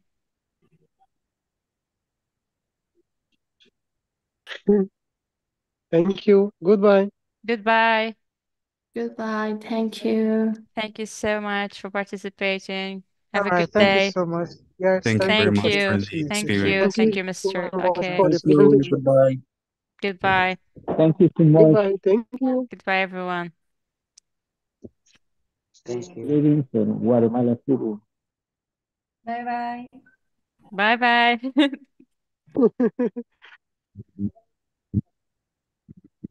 Bye. Let me also show my best. Thank you. Respect. Have a good day. Thank you very much for the confirm. Thank you very much. Thank you to you too for participating. We're waiting for you for the next events. Thank you so much. Bye Thank you bye. so much. Thank you, Bernardo Galarza. Sorry, Khadija, you said you Ibrahim, provide thank you so much. Thank webinar and you, also everyone. Goodbye. Thank you. Goodbye. Have a good life, a good day, everyone. See you next in the next event. Goodbye. All right. Thank you very much. Thank you Thank very you much. so It was much. insightful. Thank you too. Khadija, thank you very much for everything. Nice to meet you. Have a good Don't mention it. Thank you. Thank you so much.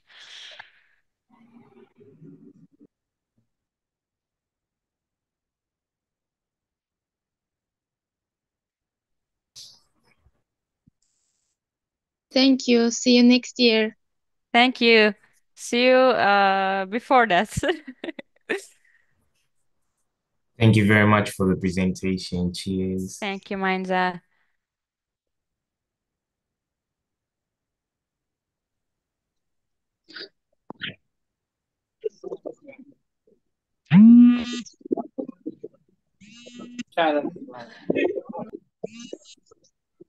Please just fill the survey feedback.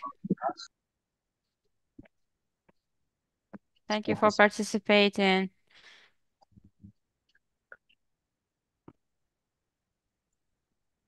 Okay, goodbye. Thank you very much. Goodbye, Abbas. See you.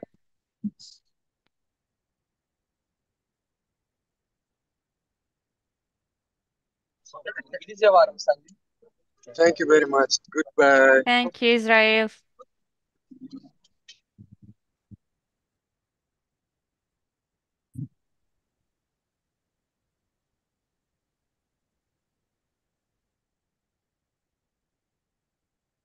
Biz teşekkür ederiz. Çok sağ olun. Katıldığınız için teşekkür ederiz. Thank you so much for everything. Thank you. Thank you. And Marjana, thanks to you too.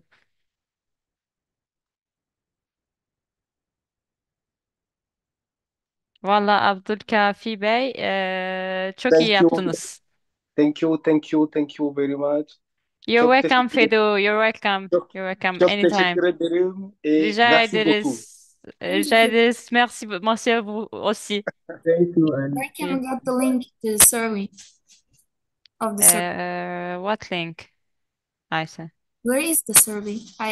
The survey, it has to pop out in your page after. I think you may have closed it or something. After I leave the meeting, right? Before leaving the meeting, you should you don't see it. Let me ask the friends. Okay, I will wait.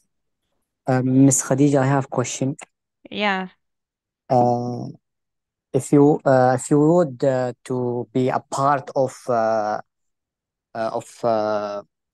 this youth advocacy forum and green crescent. That's great. So Green Crescent, okay.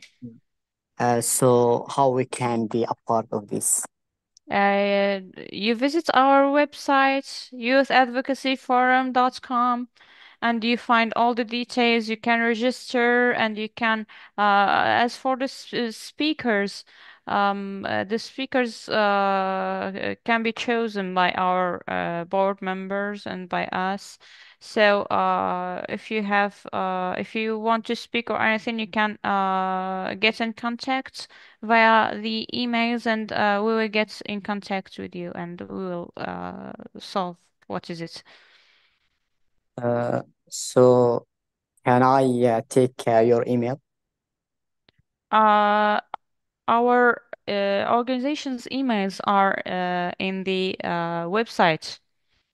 Youth, I will write the website here in the chat box. You will find everything you want to get in contact with us in this website, youthadvocacyforum.com. Yeah, thank you so much. Yeah. Ms. Sarah gave you our organization's email, international@yeshilai.org.tr. Okay? You can use Yeah, this email to get in contact with us. Thank you so much. Thank you, thank, Suhaja. thank you so much. See you Thank you again. so much, Bye. Izaldi.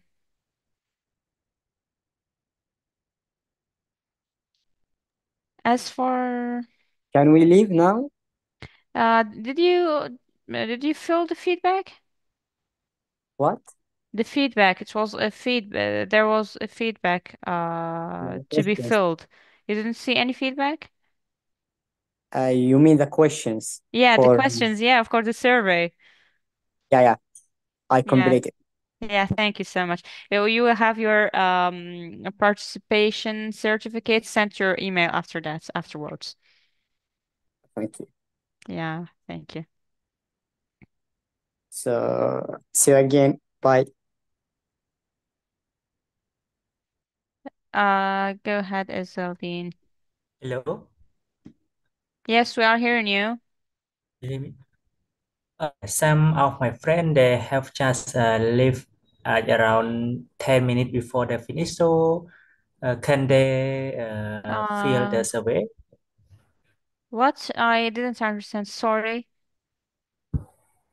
Can you hear me, right? Yes, I can hear you, Navy. Some of my friends they leave the Zoom 10 minutes before they finish. So can they get the link for the survey? The link to join us again.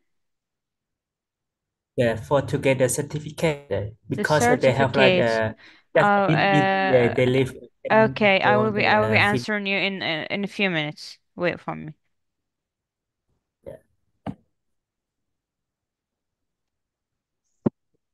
Hello.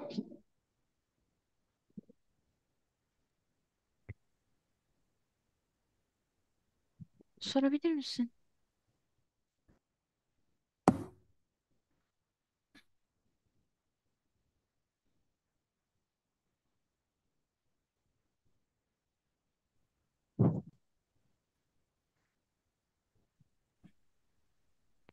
Okay, guys. Guys, you can just found in there's a 3 points here below in your pages. Can you see the 3 points here? Wait, quizzes, right? Pause. Yeah. Quizzes and stuff. You can find the feedback survey there and fill it again. For those who went out of our meeting just 10 minutes or such before, they can join the meeting again and fill the feedback and then leave. Thank you so much. Yeah. Oh, now I think they go away. They went away. There's no such other thing to just to fill this. We have to fill it from here, from Zoom. But if they contact us by email, I think we can give them their certificates. Okay, thank you. Yeah. Let them contact our international email.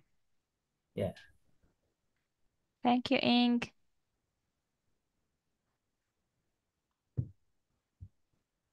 Marwa, yes, I felt it was so informative and impressively informative too.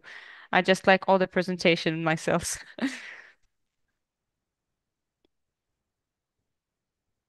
Was there a registration form for the certificates because they haven't registered yet? You can again Ahmed Hussein Hassan. You can just fill the feedback in this session here. We have 3 points here below.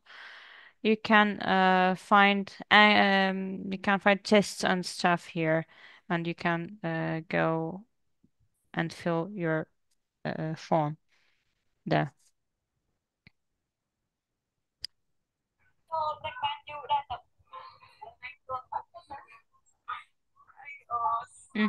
Services.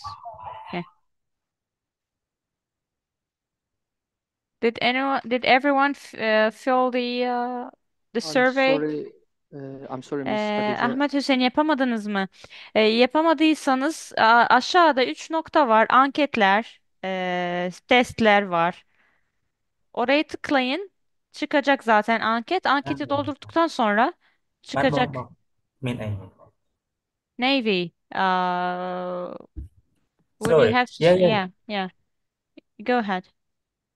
I have complete the survey, but my friend after like now I think they go away because they have a bit busy and they take like a long time for I think 10 minutes before the finish.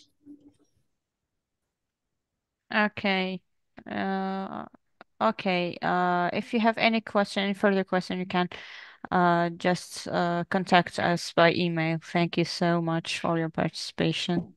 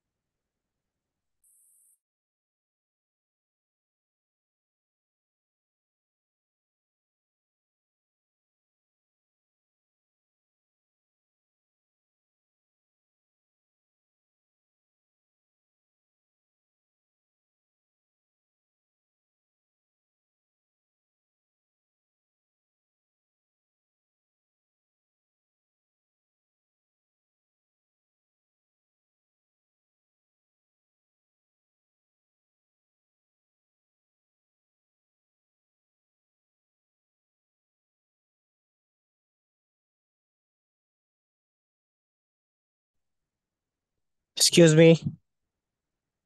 Hello, anyone here? Yes, Abdullah, we are hearing you. Are we allowed to leave if those who have filled Yes, the form? if you filled the feedback, you can leave, of course. Okay, Anytime. thank you. Yes. Our meeting is finished. If you have filled your feedback survey, you can leave anytime you want. Thank you. We'll finish the meeting a little after.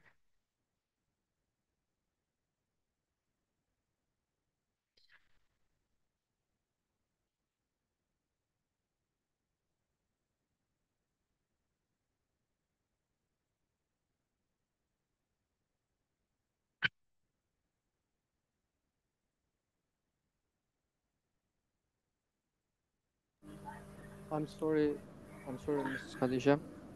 Can you hear me? Yes, Islam. Yes, Islam, I'm hearing you. I'm so sorry for my connection problem. I wanted to fill this survey, but I can't now because it disappeared now. It disappeared, so below you have 3 points in the significations there below. You have a 3 points more. I know. It writes more. Just I know, click but there. it disappeared from there. It disappeared from there. How could it be? I don't know. Yeah, Maybe for time. I don't know. Maybe Okay. I don't know if you have any further question. You may just contact us by email.